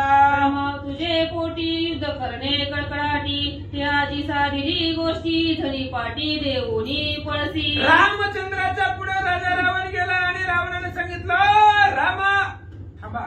कुठे निघाला? पळून जातो काय मला बघून? आता राम ह्याला बघून पळणार नव्हते का? उगा बोलू लागला. बोलायला काय आपल्याला द्यायचंय का घ्यायचंय? रावणाने सांगितलं ऐका तुमच्या मनामध्ये होतं, तुमच्या नाही म्हणला, तुझ्या म्हणला, तुझ्या मनामध्ये होतं की माझ्या बरोबर युद्ध करायचं. आलोय म्हणले मी युद्धाला. आता मला बघून माझा राग बघून पळून जाऊ नको असं रामचंद्राला रावण बोलू लागला. बहुत दिवसांची माझी असोसी फळाली आजी राम सापडला झुंजी पुण्यपुंजी फळा आली. आणि रावणानं सांगायला सुरुवात केली अनेक दिवसापासून ह्या दिवसाची वाट मी सुद्धा बघत होतो. भगो म्हणले रामचंद्र कधी युद्धाला येतोय माझ्या बरोबर. अनेक दिवसापासून वाट बघत होतो. आता भेटल मग भेटल. स्वप्न बी भेटणं गेलं आज समोर आलाय. कधीच भेटला नाही. अनेक दिवसाचं पुण्य, बहुत सुकृताची जोडी, अनेक दिवसाचं पुण्य आज फळाला आलं. आणि एवढ्या पुण्याच्या सामर्थ्यानं आज रामचंद्र माझ्या असणाऱ्या डोळ्याच्या समोर उभा राहिले. खरं चढवण्याचं खोटं आहे काय? श्रीराम देखावं या दृष्टी, पाहिजे तर भाग्याची या कोट्यावधी भाग्य लागतंय. तेव्हा राम डोळ्यानं दिसतंय, पुढं दिसतंय. आणि तीच राजा रावण सांगू लागला, अनेक दिवसाचं पुण्य फळाला आलं म्हणून आज तू माझ्या पुढे युद्धाला सापडलाय असं बोलू लागला. सावदे के रघुनंदन होऊ नको पलायमान, जितके असे अंगवन तैसे रण करीनाजी. आणि रामाला बोलू लागला, ऐक म्हणले रामा, फक्त पळून जाऊ नको. तुझ्यामध्ये जेवढी ताकद आहे, जेवढे सामर्थ्य आहे, जेवढा काय प्रताप पुरुषार्थ आहे, तू रणांगणामध्ये दाखव आणि माझ्या बरोबर युद्ध कर, माझ्या समोर पळू नको. रावण बोलू लागला, मजपासून पळाला तो मागुते नीरनाला, आता ही पळवीन वाहिला झनया बोला भ्रमशील. रावणाने सांगितलं, ऐक, पूर्वी माझ्या पुढे पळाला. कधी पळाला होता राम? मग बोलायला काय जातंय आपल्याला? सगळ्या वाणाला पुढे बोलू लागला, रामा पुढे बोलू लागला, ऐक, पाठीमागं तुला जसं पळवून लावलं आणि माझ्यापासून जसं तू पळून गेला तसं आता पळून जाऊ नको. जर ताकद असेल, सामर्थ्य असेल तर रणांगणामध्ये थांब, माझ्या बरोबर युद्ध कर. तीनदा पळून गेलेला रावण रामाला बोलू लागला, तरी एक वेळेसे झाले रथ सारथी वारू मेले, या पलायमान घडे ते सर्वता पाहिले विसरावे. आणि रावणाने सांगितलं, काय सारखं सारखं सारखं सारखं तीच सांगायला लागला. उगा एकदा पळून गेलो, ती कशामुळे गेलो? उगा माझे रथाचे असणारे घोडे मारले, रथ तुटला म्हणून गेलो. ती इसरून जावं म्हणले, सारखं सारखं तीच काय उचकणं द्यायला लागला. पळून गेला पळून गेला, एकदा गेलो पळून, सारखं सारखं तीच काढायचं असतंय का? आता आलोय संग्रामाला, युद्धाला. जी पाठीमागचं ती झालं इसरा की आता, होय मागे झाले पाहू नका, पुढे यायचं आम्ही ना आहे तुका. जे झालं ते विसरा म्हणले. एकदा पळून गेलं, तीनदा पळून गेलं म्हणून सांगायला लागलं, जाऊ द्या म्हणले.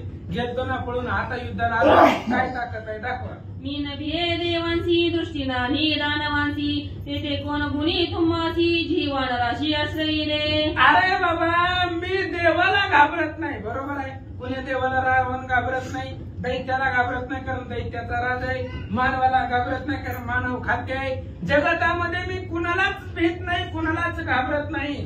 पण तुम्ही काय असणार आहे, झाडाचा पाला खाणाऱ्या वानरांचा आश्रय धरलाय, वानराला सोबत घेऊन आलाय, तुम्हाला घाबरला असं वाटतंय काय? बघाची काय ताकद? हा, पाने खाईर मरकटे रणाला सीताचे नेटे, घाव घालता वचटे अति संकटे मराल. अरे बाबा, न कुणाला घेऊन आलाय तुम्ही? तुमच्या पाठीमागं कुणाचं बळ आहे? झाडाचा पाला खाणारी वानर त्यांचा आश्रय धरून आलाय, त्या वानराच्या बळावरती आलेला आहे, तर त्यांच्या नेटावरती आलाय. पण आता त्या ठिकाणी काय सामर्थ्य आहे दाखवावं, अतिशय संकटामध्ये मरून जासाल असं बोलू लागला.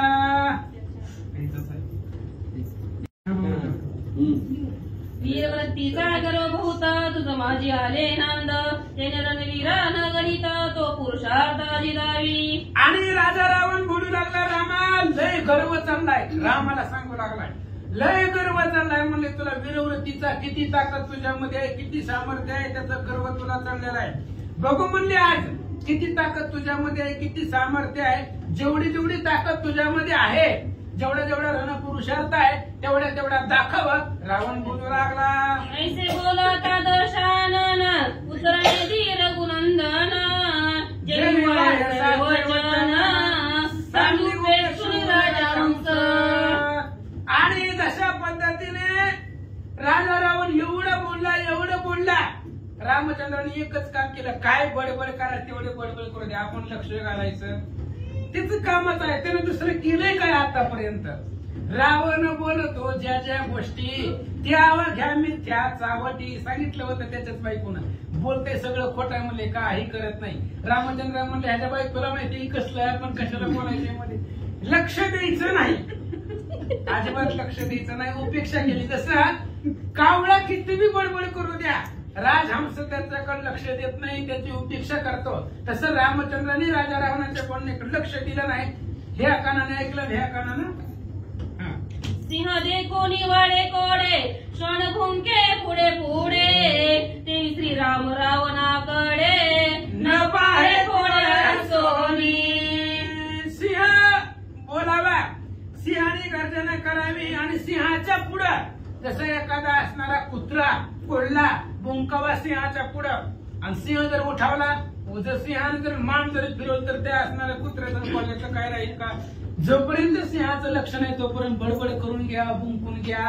तशा पद्धतीने रामचंद्र राजा रावण जसं बोलतात, सिंह जसं लक्ष देत नाही, तसा असणारा वीर पंचनाने भगवान परमात्मा रावणाकडे लक्ष देत नव्हता.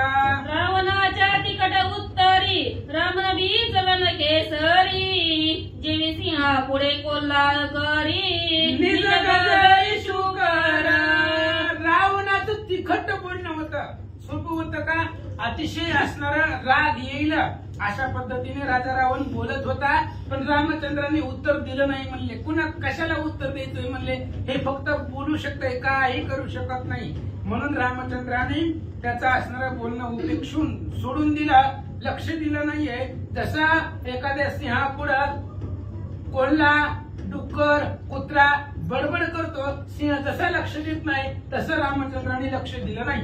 ते देखोनी लक्ष्मण क्रोधे झाला दीप्यमान, निर्मिसला रावण काळे वदन पै तुझे. रामचंद्राने लक्ष दिलं नाही, पण लक्ष्मणाला रागच सहन झाला नाही. माझ्या भावाला बोलतोय, मी असताना रामचंद्राला बोलतोय, लक्ष्मणाला राग आला. आणि लक्ष्मणाला रागच येतं. अख्ख्या रामायणामध्ये कधी लक्ष्मणानं शांती धरली का? रागीट स्वभाव आहे. त्याच्यामुळं भयंकर राग लक्ष्मणाला आला, रामचंद्राला आला नाही. कारण रामचंद्र शांतीचा सागर आहे. भगवंताला माहित आहे कुठं राग आणायचा कुठं नाही. रामचंद्र गप्प बसले, पण लक्ष्मणाला भयंकर राग आला. रावणाच्या प्रत्युत्तराला लक्ष्मणजी काय बोलतात? निर्लज्जन लाजसी दशकंठा, हीन दीन संग्रम नष्टा, व्रत वाढला सीमासे मोठा, धर्म नष्ट दुराचारा. आणि निर्लज्ज पहिला शब्द वापरला, लाजच नाही तुला. लक्ष्मणाला बोलायला सुरुवात केली, निर्लज्जा. सारखं पळून गेला आणि पुन्हा परत युद्धाला आणि तीच बोलतोय. प्रत्येक वेळी आलं की तीच बोलणं आहे. रिपीट तीच करायला लागला. लाज नसल्यासारखं बोलायला लागला. फक्त अंगानं वाढलाय, फक्त शरीरातल्या मांस आणि रक्तानं वाढलेला आहे. तुझ्यामध्ये ताकदच नाहीये. धर्म नष्ट आहे, धर्म नष्ट केलेला आहे, वाईट प्रवृत्तीला वागलेला आहे आजपर्यंत. लक्ष्मणजी बोलतात, व्रत बोलसी किती कळवली दावी रणख्याती, जाणवेल तुझी शक्ती शस्त्रयुक्ती बलयावे. आणि मग बोलायला सुरुवात केली. अरे फक्त बोलायला लागलाय, अनंत वाचाळ. आणि फक्त बोलू शकतो तू, काही करू शकत नाही. आणि जर करायचंच असतं तर आतापर्यंत एवढी मिली असती का? जर तुझ्याकडून काय तुला रणामध्ये ताकद दाखवायची असती, रणामध्ये जर ख्यातीच करायची असती तर एवढी मारली असती का? अरे काहीच करू शकत नाही तू, फक्त बोलू शकतोय. जर युद्धामध्ये ताकद दाखव, प्रताप दाखव, मग तुझ्या अंगामध्ये किती ताकद आहे, किती तुझ्याकडे शस्त्रास्त्र आहे, किती सामर्थ्य आहे, युद्ध करून दाखव, मग कळेल. लक्ष्मणजी बोलतात, महाशूरांचे लक्षण करुणी दावर किरण कंदन, व्रत बोली काय कारण भुंकेश्वर तैसा तू. कुत्र्यानं जसं भुंकावं त्याच्या भुंकण्याला काही अर्थ नसते, उगाच भुंकत असते, कोणी लक्ष देत नाही तरी भुंकत. तसंय तुझं. अरे जे काही महाशूर असतात, योद्धे असतात, ते बडबड करत नसतात, युद्धाच्या ठिकाणी बोलत नसतात. त्यांचं बोलणं म्हणजे शस्त्र असतं, त्यांचं असणारं ताकद म्हणजे शस्त्र असते. ही शस्त्रच बोलतात आणि शस्त्रच उत्तर देतात. तोंडानं योद्धा बोलत नसतो. तो आल्यापासून बडबड लावली. म्हणले काय ताकद आहे युद्धामध्ये दाखव. लक्ष्मणजी बोलतात, ऐकोनी सौमित्र वचन क्रोधे खवळला रावण, ग्रथे खवळे हुताशन, तेरी दशानन शोभला. लक्ष्मणाचं बोलणं ऐकल्याबरोबर रागानं लाल भडक झाला. अग्नीमध्ये जसं तूप टाकल्यानंतर ना अग्नी अधिकाधिक प्रज्वलित होतो, तशा पद्धतीने राजा रावण रागानं लाल भडक झाला. लक्ष्मणाचं बोलणं राजा रावणाच्या काळजाला लागलं. काय बोलतो, नेत्र भवंडी घरगरा, दात खात खरकरा, मस्तक पीटी सैरा, या रघुवीरा काय करू. ठिकाणी गर गर गर गर भवंडू लागला, फिरवू लागला. लाल भडक असणारे त्या ठिकाणी डोळे झाले, दात कर कर कर कर खाऊ लागला. मस्तक हातानं त्या ठिकाणी पडवून घेऊ लागला, डोकं आपलून घेऊ लागला. काय करू? राम ऐकत नाही. आता काय करू विंदान माझवीन रणांगण तृप्त करीन भूतगण तै रावण मी सत्य. आता रावणाने एकच ठरवलं, रणांगण माझं व्हायचं, विजय कोणाचा का होईना. जी काही भूतगण आहेत त्या भूतगणांना हे असणाऱ्या रक्त आणि मांस देऊन त्यांचं तृप्त करायचं, त्यांचं असणारं पोट हे असणाऱ्या मांस आणि रक्तानं भरवायचं, तरच मी राजा रावण आहे अशी गर्जना करून बोलू लागला. असे बोलता लंकानात भूते शकून मानित रावणे भूतगण तृप्त भाष्यवदत वाग्वेदी. रावणाने सांगितलं मी भूतगण तृप्त करीन, पण तीच असणार भूतगणाने ऐकलं. म्हणले वाघ दिवे वाचाय, वाचाच्या देवतानच त्याच्या मुखामधून बोलून घेतलंय काय भविष्य आहे, रावण मरणारच आणि त्या राजा रावणाचं पिंड बक्षून हे भूतगण तृप्त होतील असं त्याचा अर्थ आहे. असं असणारे भूतगण बोलू लागले. क्रोधे खवळोनी वानर धनुष्यमुष्टी सज्जून वेगी चढवून क्रोधे खवळोनी रावण धनुष्यमुष्टी सज्जोन वेगी चढवून आगून सिटी बाण लाविला. भयंकर राग आला राजा रावणाला. एवढा राग आला हातामध्ये धनुष्य घेतलं, त्याला बाण सज्ज केला, बाण धनुष्याला लावला, त्याची कानाळी ओढली आणि पुढं ओळोनिया कानाडी गर्जोनिया हाक फोडे श्रीराम साहे माझी ओढी रणनिर्वाडी पुरुषार्थ. बाण कानापर्यंत कानाळी ओढली. अतिशय मोठ्याने राजा रावणानं हाक मारली आणि सांगितलं रामा थांब म्हणले, पळून जाऊ नको. जर तुझ्यामध्ये हिंमत असेल, पुरुषार्थ असेल तर मी सोडलेला बाण आहे त्या बाणाचं निवारण तुझ्या सामर्थ्यानं करून दाखवा. रावण बोलू लागला. पुन्हाली कवरदार विठ्ठल श्री ज्ञानदेव तुकाराम पंढरीनाथ भगवान की जय. प्रभू श्रीरामचंद्र भगवान की जय. कपिवर्य महारुद्र हनुमान की जय. सरस्वते नमः. प्रभु रामचंद्राय नमः. उठवले सकळ दळ राणी उठला हल्ल कलोळ भिडती राक्षस वळमुळ युद्ध तुंबळ असं पांडुरंगा गोरपतम्हाला दुसरे चरण संतांच्या त्यांच्या कृपा आशीर्वाद आणि कथेचा विस्तार बाबाजी सद्गुरुत असतो का.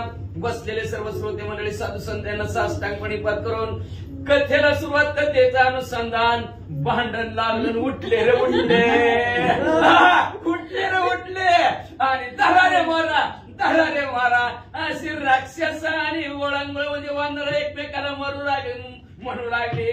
बरं मोठं युद्ध सुरुवात झाली. राखेच बळे आणि ती काती वानर होते झेली ती वीर मुनी त्याची व प्रीती लोळवीत आपली ताकद कोणाला राक्षसाने लावलेल्या आणि असणार भल्या मोठं असणार दोहडे असणारे दगड एवढ्यात नाही का त्या तलवारीत वानराला मारू लागले. वानरांनी ती झेलायचं, त्याच तलवारीनं राक्षसाला मारायचं अशी कित्येक राक्षस मारली. राक्षस व प्रीती भाले पोटती वानरांची कपाळे अशुद्ध दिसती बंबाळे सर्वांगरीत वानरांच्या राक्षसाने हातात भाला घ्यायचा, तिकडून मारायचा, बरोबर वानराच्या कपाळावर लावायचा. कपाळावर भाला लागल्यावर वानर रक्ताने न्हाऊन निघायचं.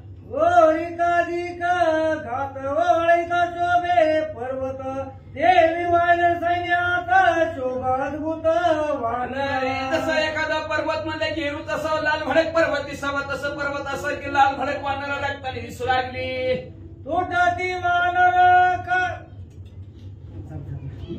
तुटती वानर कपाळे पुच कमळूनी बळे शेवीची बेळती गोळांमुळे श्रीराम बळे आणि वार. आणि प्रभू रामचंद्राच्या बळाच्या जोरावर वानरांची जरी कपाळ फुटली गेली तरी आवेशाने असणार परत पुढचा राक्षस कुठला घाव टाकतो, त्या घावाचं निवारण कसं करायचं ह्याच्याकडे सर्व वानरांचं लक्ष होतं. गाव लागे जेत जेत श्रीराम लावित तेता नेने कानो कोनिया खदा नामे गरदा मारिती. मग असणार वानरांना जिथं जिथं घाव लागला तिथं प्रभू रामचंद्राच्या चरणाची माती उचलायची आणि जिथं घाव लागला तिथं लावायची. लावल्याबरोबर ती जखम मलमपट्टी केल्याशी लगेच गायब व्हायची आणि पुन्हा राम नामाच्या गजर करत रणांगणाच्या ठिकाणी उतरायची. बाले त्रिशूळा मुदगर काती राक्षस निर्बळे हानीती ते जे कोणी उत्पत्ती राक्षसा श्रीराम जय राम राम. कुठे हीच वाचायची दुसरी वाचायची मग म्हणले असणार कुणाच्या हातात भाले कुणाच्या हातात पट्टीशाही कुणाच्या हातात मुदगुल आहे. राक्षसावेशरी वानराला मारत होते. वानराला घेरायचे पर्वतीकडून मारायचे. वाकुल्या देऊनी तुझ्याकडे सवेचे हानी पर्वत खडे नामे गरजती माकडे गिरती निवारे रण मारा श्रीराम जय राम राम. वाकुल्या देव तुम्ही वरच्यावर हितनं जाणार होता जरा हितून अर्धा मी भूक लागली गेल्या गेल्या.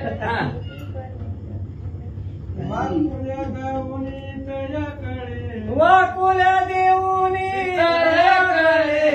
सेवती आणि ती पर्वत खडे नाम गरजती माकडे माम गरजती माक गिरती निवारे रण मारा.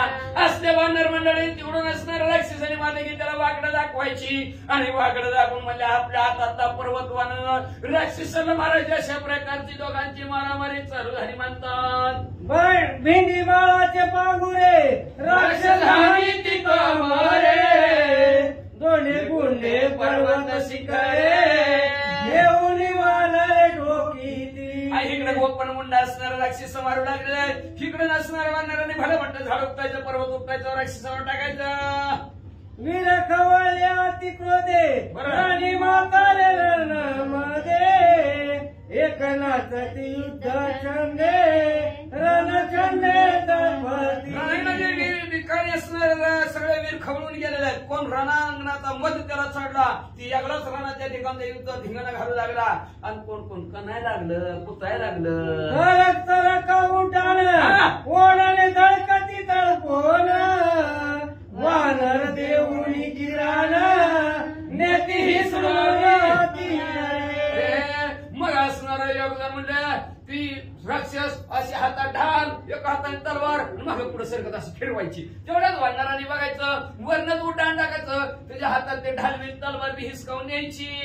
नाही पडती वानर जण ते श्रीराम पदर्जे करून तत्काळ होती सावधान गरजी गर्जन राम नामे. वानर रणंगणाच्या ठिकाणी पडला की पडल्याबरोबर प्रभू रामचंद्र जिंकून गेलेले आहेत. त्या असणाऱ्या पायाची प्रभू रामचंद्राच्या पायाची धूळ उचलायची कपाळाला लावायची लगेच सावध होत होता. पडलेला सावध होत होता. छापेला सावध होत तसं सावध व्हायला लागले आणि सावध झाले की जय श्रीराम.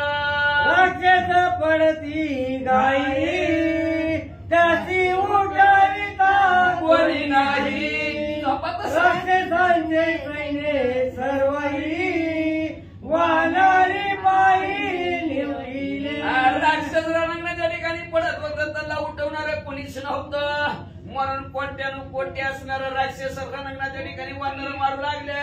श्रीरामाच्या दृष्टी पुढे महावीर राणी निधळे गाई पडले वेळे पुढे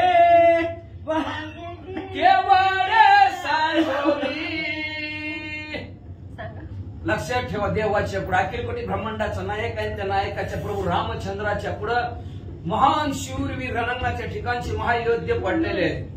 कौतुकाने पडू लागलेले आहेत. काय भाग्य थोर आहे काय नशीब थोर आहे. राक्षसांचं सुद्धा देव त्यांच्या गावाला आलेले.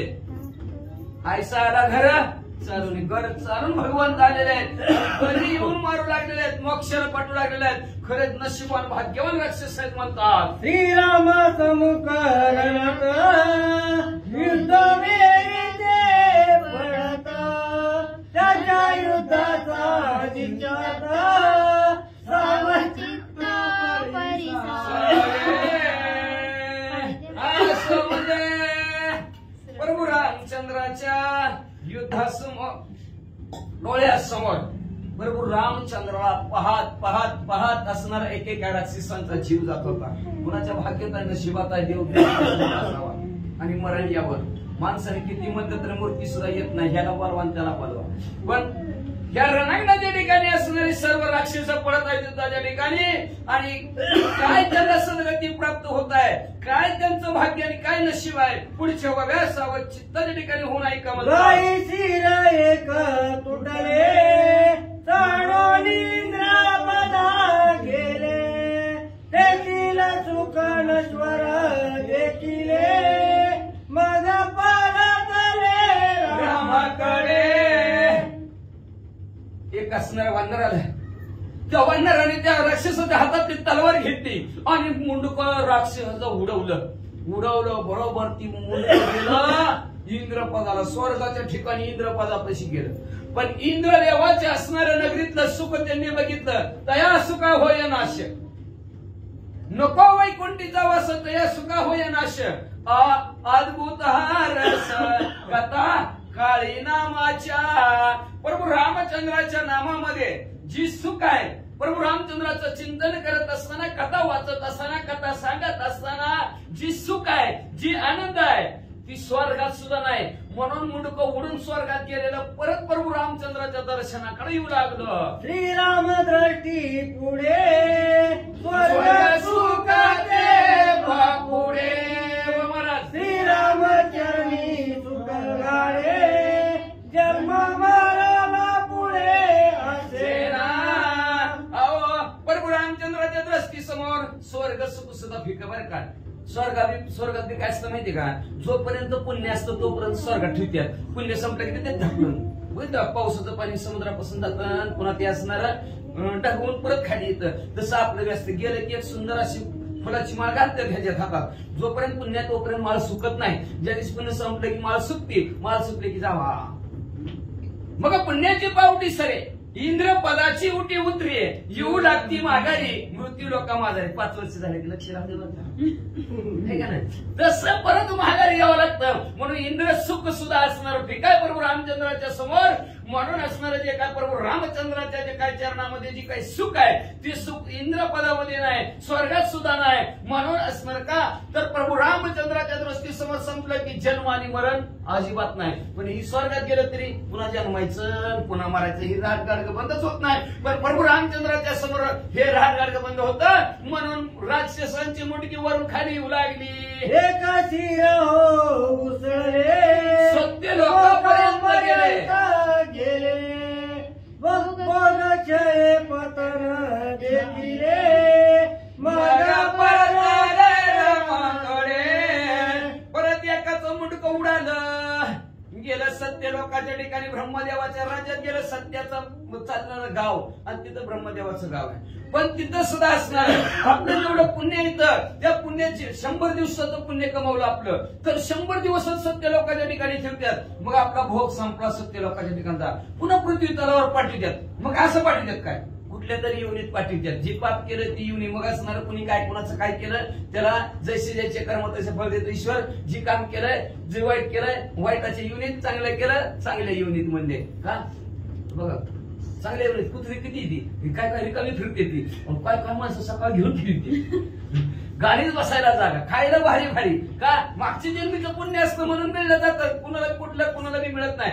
तसं म्हणजे असणार ते भोगक्षय असणार तिथल्या सुद्धा सत्य लोकांना. म्हणून तिथून मुंडक माघारी प्रभू रामचंद्र जवळ आलं. ब्रह्म भुवन लोका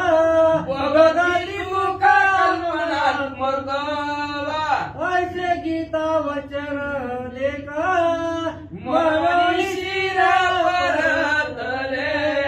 गीता सांगते म्हणले 21 वर्षात 14 भुवन आहेत. इथले जे काय भोग आहेत ते काल्पनिक आहेत. उगा मनात कल्पना करायची का तर स्वर्गात गेलं तर देव होऊन बसतं, देव होऊन बसतं नुसतं अमृत प्यायचं असतं, सुम बसायचं, डोळ्याची पापणी सुद्धा लवत नाही तिथं, नुसतं सुम. वैकुंठी बैसुनी काय करावे, उगीच मौन धरून बसावं, उगच मौन धरून बसावं लागतं धरून आणलेल्या माणसासारखं. काही काम नाही, काय नाही, इकडून नाही तिकडं नाही. म्हणून तो स्वर्गीच्या मग चिंतित देवा मृत्यू लोक यावा जन्म आवा. मृत्यू लोकांच्या ठिकाणी जन्म आला की मस्त पैकी खायला प्यायला प्रभू रामचंद्राचं नाम स्मरण चिंतन आहे. लिहिले को नाम दिले को दान. तसं हर पहिला घे पाव खाणे को मिष्टान्न. कुणी बी पाया पडतं खायला मिष्टान्न मिळलं जातं. सर्वजण इच्छा करतात. म्हणून असणाऱ्या राक्षसांनी 21 वर्ग 14 भुवनामध्ये फिरले, पण ते सुख प्रभू रामचंद्राच्या चिंतनामध्ये प्रभू रामचंद्राच्या जवळ जे सुख आहे ते सुख कुठंच नाही म्हणून माघारी येऊ लागले. शिरामुसले तुटून वैकुंठ पर्यंत गेले उडून, नावळे एके देशी स्थान गीताचे वचन आहे म्हणजे असणार आहे. कुठंच सुख नाही म्हणजे असणार. गीता सांगते म्हणजे 21 वर्ग 14 भुवनामध्ये म्हणजे चित्त भोग आहे तेवढं कल्पनात्मकच आहे. वैकुंठाच्या ठिकाणी जरी असणारे एक शिर गेलं, वैकुंठातला परिसर बघितला ती म्हणजे एकांत स्थान आहे. म्हणजे संघ कोणीच नाही म्हणजे एकट्यानेच खायचं प्यायचं बसायचं. म्हणजे मी राणी तू राणी पाणी पुन्हा आणि पाणी आणायला काय सांगा, मी राजा तू राणी पाणी कोण आणि बाई बरं असू द्या. कुणीच नाही काय आणणार, कोणाला काम सांगाय नाही, कोण नाही, एकट्यानेच बसायचं एकांताच्या ठिकाणी. मग एकांताच्या ठिकाणी माणसाला दम निघतं का मध्ये दिसतं. खायचे बैसणी करायचं चित्ता अनंत आवडी आला बाबा आला होताच येत नाही. एकांतात बसू वाटत ना आता तर माणसाला. आता तर हिले बडं भारी आले एकांतात बसला की चालत झालं बोट फिरवाय ऐका नाही बसू वाटत काय करायचं. मग म्हणजे ते एकांतच ठिकाण वैकुंठात नाही तर मग चला महागारी प्रभू रामचंद्राकड. सलोकाचा मी स्वरूपता ओसंडूनी सायुज्यता, श्रीरामचरणी जीव अर्पिता, निज मुक्त सहजची. सलोकता आहे. सलोकता म्हणजे त्यांच्या लोकात देवाच्या लोकात झाले त्याला म्हणतो वैकुंठात. वैकुंठ भुवनी घर केलं याला म्हणायचं सलोकता. समीपता म्हणजे देवाच्या जवळ गेला. आणखीन त्याच्यानंतर म्हणजे असणारा सायुज्य मुक्ती म्हणजे देवच होतात म्हणजे असणारे. स्वरूपता म्हणजे असणारे देव होणं आणि त्याच्यापेक्षा पुढची असणारी सायुज्यता मुक्ती आहे. पण ह्या चारही मुक्तीपेक्षा प्रभू रामचंद्राच्या जवळ गेले की जन्म आणि मरण संपत. मग चारही मुक्त्या संपले जातात. असं मुक्त करणारे प्रभू रामचंद्र आहेत. म्हणून चारही मुक्त्याला डोकावून सुद्धा बघितलं नाही म्हणून त्यांनी प्रभू रामचंद्राच्या चरणाकडे आली. राक्षस तुटोनी जळकरी उडोनी जाती लोकांतरी, ते तोनी परतती माघारी रामाच्या नावारी सोळे पडती. अनेक राक्षसांची मुंडकी तुटलेल्या वर गेली. लोकांतराच्या ठिकाणी गेली. 21 वर्ग आहेत 14 भुवन आहेत 7 पाताळ आहेत सगळीकडे फिरली. पण ती सुख हे सुख काय वानू वाचनय वर्णिता. वाचनी वर्णनच करता येत नाही. एवढं सुख कुठं आहे तर प्रभू रामचंद्राच्या चरणावर आहे. म्हणून सगळीकडे फिरून असणारी मुंडकी प्रभू रामचंद्राच्या चरणावर शिव लागली. श्रीरामचरणा पुढे वैकुंठ कैलास वडे म्हणून हरी कसिर मुरडे, चरणावारी पडे श्रीरामाच्या. असणार हो जाधव या प्रभू रामचंद्राच्या चरणा वाचून वैकुंठ आवडेना गेला, कैलास आवडेना गेला आणि स्वर्ग सुद्धा आवडेना गेला. आता झाले का पंचायती म्हणतात. आपण म्हणतात वैकुंठ असतंय का स्वर्ग असतंय का आणि ती नरक असतं. सगळं असतं बाबा. फक्त बघितलेलं नसतं आपण मग आहे का नाही. सगळं असतंय बघितलं नसतं. पाकिस्तान बघितलंय का नाही पण आहे का नाही. तसं नाही बघितलं. वैकुंठ आहे स्वर्ग आहे नरक आहे सगळं असणार आहे. पण तिथं काय कोणाला सुख वाटना आनंद काय आम्ही काय तसलं स्वर्गवासी रिटर्न नाही तशा प्रकारे म्हणले चित्रात बघितलं फक्त. तसा स्वर्ग आहे ना तर बघा नसतंच तर ती फुट बसतात कोणाच्या तरी असतात. स्वर्गवासी लिहिलेलं असतंय, वैकुंठवासी लिहिलेलं असतंय, कैलासवासी लिहिलेलं असतंय. पण नरकवासी वाचलं का कोणाच्या आजपर्यंत का सगळ्याला भीती आहे नरकाची. तसं सगळीकडे भिडलंय पण कुठे सुख वाटना. म्हणून असणारी आनंदाने ती मुडकी म्हणजे राक्षसांची प्रभू रामचंद्राच्या चरणाकडे येऊ लागली.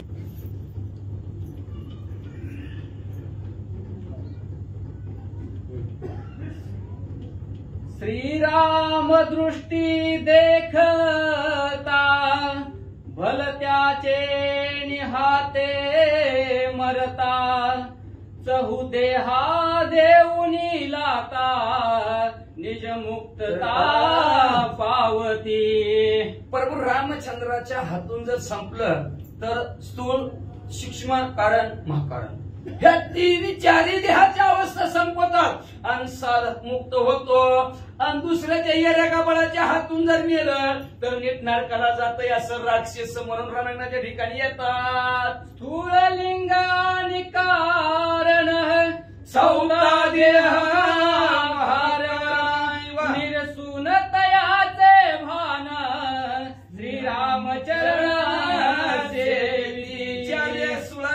लिंगाय कारण आणि महाकारण चारही देह असणारे बाजूला सरले का तर चारही देहामध्ये परिस्थिती तशीच आहे.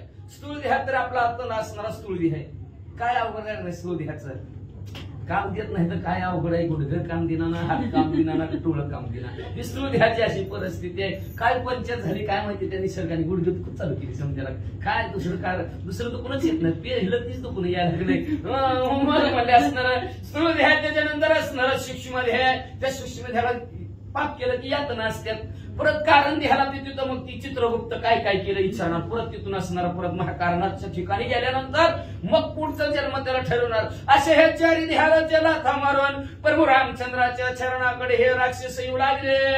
शिरे परतुनी मागुती श्रीरामाते वाढती वा येऊनी चरणावरी पडती उत्तीर्ण होती चहू देहा.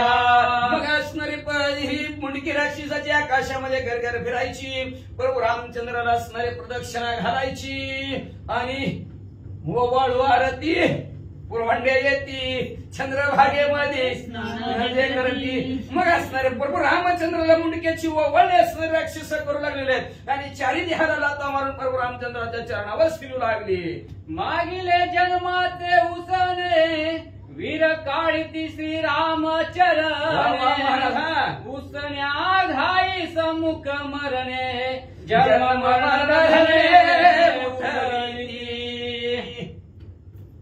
मागच्या जन्माचं उसणं घ्यायला लागले ती बरं का. मागच्या जन्माचं उसणं असतं लक्षात ठेवा. आपलं आधी उसणं मागच्या जन्माचं फेडतो इथं येऊन आणि पुढच्या जन्माचं तयार करून ठेवतो. एका दगडात दोन पक्षी मारायचे मनुष्य देहाला आल्यानंतर. मागच्या जन्माचं भोगायचं आणि पुढच्या जन्माचं तयार करायचं. ही दिवसभर भोगतो मागच्या जन्मातलं आणि हिथं आलं की पुढच्या जन्माचं तयार करता एवढ्या चार भिंतीच्या आतमध्ये बरं का. परत तिथनं बाहेर गेले की चालत जात मागच्या जन्माचं फेडायचं. असं उसण्या घाई चालत त्या राक्षसांचं युद्ध प्रभू रामचंद्राबरोबर. गेल्या मागचीच असणारा बाप आज असणारा प्रभू रामचंद्राच्या दृष्टीपुढे असणारे सर्वच्या सर्व फेडायला लागल्यात आणि पुढचा जन्म असणारा तर नाहीच नाही. जन्म मरणाच्या पलीकडे प्रभू रामचंद्र चारी देहाच्या पलीकडे पोहोचवणारे मुक्ती देणारे मोक्ष देणारे प्रभू रामचंद्र आहेत. म्हणून म्हणते की प्रभू रामचंद्राच्या चरणावर येऊ लागली. ते कुणी समजता वीरावश बहुता युद्ध करिता साठोपता फाळवया खाता जन्माच्या.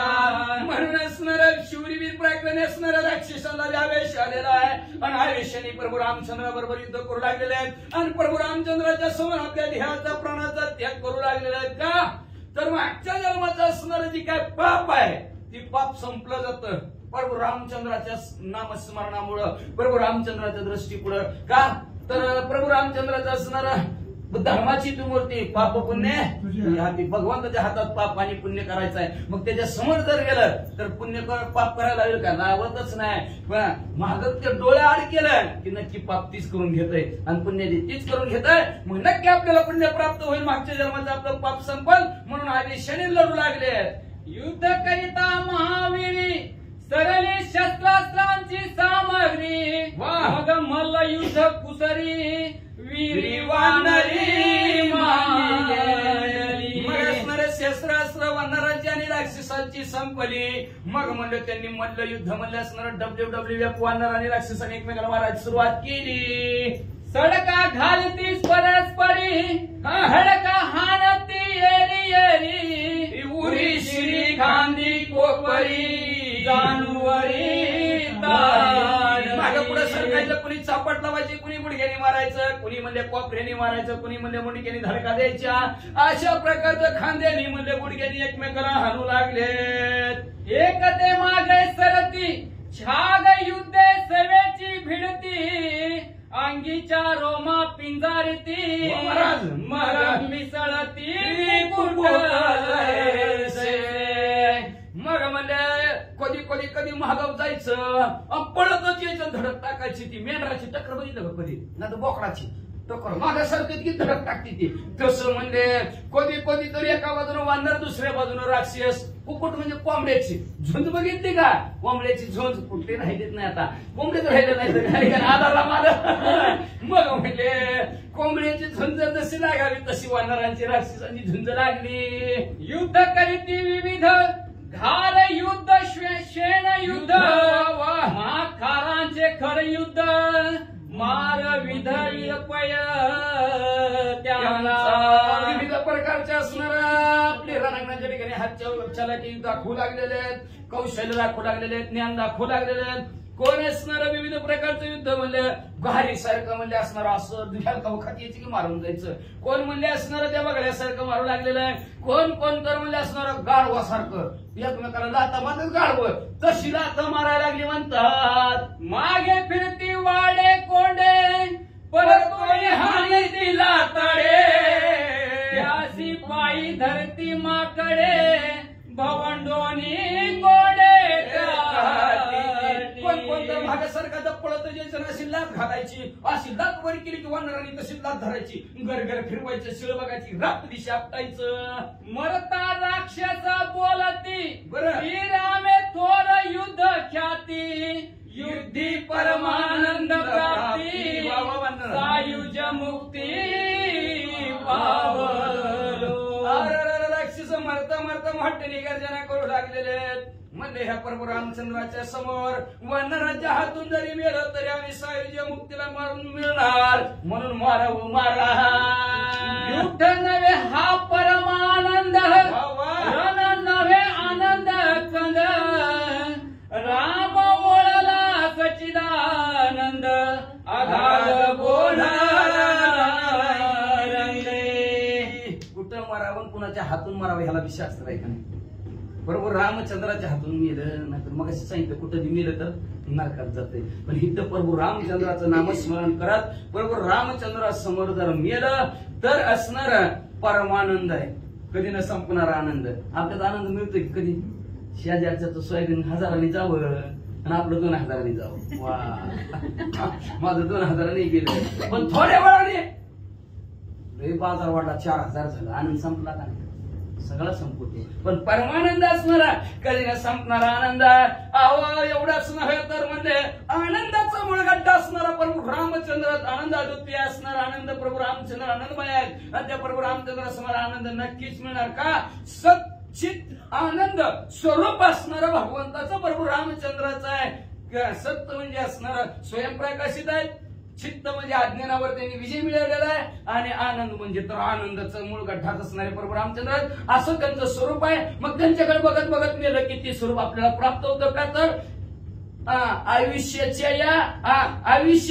आयुष्याच्या साधने सच्चिदानंद पदवी घेणे, अशी पदवी राक्षसांना प्रभू रामचंद्रासमोर मिळू लागली. राम परमामृत पुतळा, राम मुक्तीचा जीवा, राम आनंदाची कळा, पाळीला सगळ्यांचा. राम परमामृताचा असणारा सोहळा असणारा प्रभू रामचंद्र परम असं अमृत आहे. महाग झालेला आहे. कुठला अमृत का, मला वाटतं गजेंद्र आख्यानामध्येच अमृताची व्याख्या झालेली आहे. सगळ्या गजेंद्र आख्यानामध्येच गरुड अमृताला गेलं.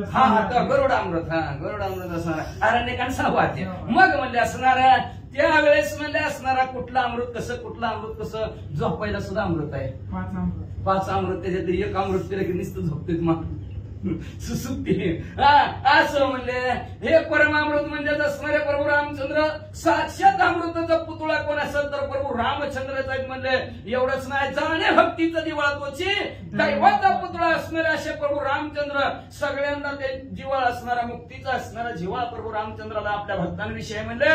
आणि अशी आनंदाची कळा कोण असेल तर प्रभू रामचंद्रच आहेत. सर्व असणारे आपल्या भक्तांचा लाड करणारे प्रभू रामचंद्र आहेत असं राक्षस म्हणू लागले.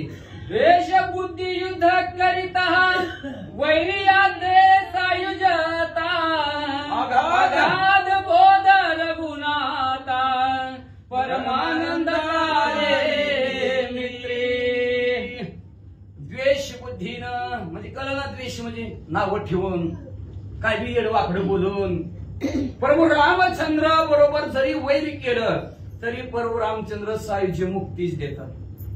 वैर्याला सुद्धा आपण वैरी म्हणलं तर तोंडाकडे सुद्धा नको, दिवस सुद्धा चांगला त्याच्याकडे बघायचं सुद्धा नको. पण प्रभू रामचंद्र समोर तसं नाही. वैरी जरी असला तरी त्याला तेच पद आणि सरळ सरळ आला तरी त्याला तेच पद. अशा प्रकारचे असणारे परमानंद देणारे प्रभू रामचंद्र आहेत. रावण रामाचा नवे वैरी तारक आमचा नधारी ज्याच्या द्वेष बुद्धी करी राम तारी राक्षसा. राक्षस म्हणू लागली. मगाशी काय म्हणत होती, गाव सोडून दुसऱ्या गावाला जगायचं बाबा, पण तिच्या गावात नव्हे रावणाची. आता तीच माणसं बघा काय बदलली, माणसं विचारू नका, माणसं बदलली. म्हणजे राजा रावण आमचा वैरी नाही. मग अशी म्हणायची वैरी आहे, मीठ सुद्धा खाऊ दिना बसू देना, गाव सोडून जाऊ म्हणायची, एकमेकाला म्हणायला लागली होती. पण आज तीच म्हणू लागली राजा रावण आमचा वैरी नाही. म्हणले का तर असणारा राजा रावण निर्धाराने तुम्हाला सांगतो की आम्हाला तारून नेण्यासाठी राजा रावणाने एवढं असणारा केलेलं आहे. आम्हाला या ऐल तिरण पैल तिराला पोहोचवणारा, जन्म मरणाच्या राग कार्यातून बाहेर काढणारा तारक कोण असेल तर राजा रावण आहे. म्हणले त्यांनी द्वेष बुद्धी प्रभू रामचंद्राविषयी ठेवली, पण प्रभू रामचंद्राला आमच्या बरोबर राजा रावणाने पोहोचवलं, म्हणून राजा रावण आमचा खरा मित्र आहे. वीरावान रारणी थोर झाली धरणी राक्षस निमाले रणी रथ चक्र सेनी समेत. वीरानी वानरांचं म्हणजे केसाला धरू धरू धोट धरणे म्हणजे केसाला धरू धरू भांडण झालेलं आहे. शस्त्रास्त्राचं भांडण झालं, नाताबुक्यांचं भांडण झालं. कित्येक तरी राक्षस ह्या रणांगणाच्या ठिकाणी संपल्याने मुक्तीला गेली म्हणतात. सैन्य निमाले अपरिमित अश्व गज रथ समावेत रणकर्दम झाला तेत पूर्वात वीराचा. अनेक सैन्य रणांगणाच्या ठिकाणी संपलेले आहेत, हत्ती घोडे रणांगणाच्या ठिकाणी संपले म्हणले. आणि त्या रणांगणाच्या ठिकाणी रक्ताचा आणि मांसाचा चिखल झाला, रक्ताची नदी वाहू लागली. मज पाहता निश्चितार्थ रुधिर नवे ते परमामृत तया माझी जे लोटत ते नित्य मुक्त स्वयं होती. ग्रंथकर्ते म्हणतात पाहायला गेलं त्या रक्ताच्या नदीकड तर ती रक्त नव्हे परमामृताची नदीच वाहत आहेत म्हणजे. आणि जो जो कोणी असणाऱ्या त्या पुरामध्ये असणार व्हायला गेलं त्याचं कल्याण झालं, तो साधक मोक्षाला गेला असं ग्रंथकर्ते म्हणतात. मोक्षाची आशा जाण वीर बळ्याची देती प्राण रणी ओळला रघुनंदन निशाचर मग असणारे ग्रंथकर्ते म्हणू लागलेले एक तर म्हणजे मोक्षाला जाण्याची ज्याला ज्याला आशा होती का ती पळत जायची प्रभू रामचंद्र समोर, प्रभू रामचंद्राला म्हणायची लावा मला लावा, कुठं लावा, मोक्षाला लावा. प्रभू रामचंद्र लगेच धनुष्याला बाण लावायचे आणि डायरेक्ट त्या साधकाला मोक्षालाच पाठवायचे. अशा प्रकारचा जो मोक्षाच्या आशेने प्रभू रामचंद्राच्या समोर यायचं आणि मोक्षाला जायचं. असा नित्यक्रमच राक्षसांनी का तर उद्धार होतो प्रभू रामचंद्राच्या हातून, म्हणून राक्षस पुढे पुढे येऊ लागली. बहुसाल सैन्य मरता क्रोध आला लंका नाता रणी जिंकावया रघुनाथा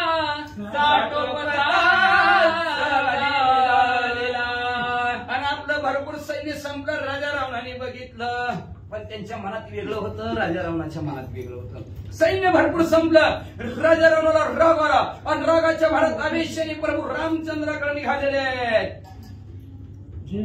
जेवी पतंग दीपावरी गज जेवी केसरी वरी बरोबर. देवी आवेशी दशश्री श्रीरामावरी जसं पतंग किडा दिव्यावर झडप मारण्यासाठी जावा किंवा म्हणजे हत्ती सिंहाकडे झडप मारण्यासाठी जावा, तसा राजा रावण प्रभू रामचंद्राकडे झडप मारण्यासाठी निघालेले. कुच भाराचे उभारणे तयाची नाव पडणे देवी मरावया रावणे मांडिले येणे समरांगणी. असणार राजा रावणाने म्हणले असणार एक तर असणार हिथं मरायचं तरी किंवा वाचायचं, इथं एक कुठलं ना कुठलं होईल, जिंकू किंवा मरून, या आवेशाने म्हणजे असणार राजा रावण म्हणले आज समरांगणाच्या ठिकाणी विचार केला, म्हणजे प्रभू रामचंद्राला संपवायचंच असाच विचार राजा रावणाने केला आणि पुढचं पाऊल टाकलं. अति गर्वे करून मती घेऊन शस्त्र संपत्ती रावण चालिला रामाप्रती भेणे कापती सुर. अतिशय गर्वाने भरभरून आपलं असणारा रथशस्त्रास्त्राने राजा रावण गच्च भरला गेला आणि आवेशाने प्रभू रामचंद्राकडे निघालेला आहे. बघणारी घाबरली, काय खरं नाही म्हणजे आज प्रभू रामचंद्राचं. सबळ बळे लंकापती रावणाचा रथ लिला गती रामा एकला पदाती युद्ध ख्याती केली होय. देव घाबरले गेले म्हणजे आता प्रभू रामचंद्राचं काही खरं नाही म्हणजे राजा रावण शस्त्रास्त्राने रथ भरून घडघड करत प्रभू रामचंद्राकडे रथ चाललेला आहे. राजा रावण रथात बसलेला आहे आणि प्रभू रामचंद्र पायी चाललेले आहेत. म्हणजे आता रथातला माणूस कसा ऐकायचा, ऐकणार नाही. आता प्रभू रामचंद्राचं काय खरं नाही असं देव म्हणू लागले. एकाकी भिडता रावण हा प्रती सायन पाहे सांगाती एकांग वीर रघुपती कैल शांती रावणाची. एक प्रभू रामचंद्र रणांगणाच्या ठिकाणी भिडणार आहेत राजा रावणाबरोबर. मदतीला कुणी सुद्धा नाही. राजा रावणाची भरपूर येत होती, बरोबर रामचंद्राच्या मदतीला सुद्धा कोण नाही असा विचार करत होती. एक मन, दुसरं मन देवांचा विचार करत होतं. एकांग वीर आहेत प्रभू रामचंद्र, 1,1000 योद्ध्याबरोबर लढतील बळ प्रभू रामचंद्रामध्ये आहे. राजा रावणाची शांती केल्याशिवाय राहणार नाहीत म्हणले, तरी सगळ्यांनी शांतीला परवा दिवशी यावं वय राजा रावणाच्या.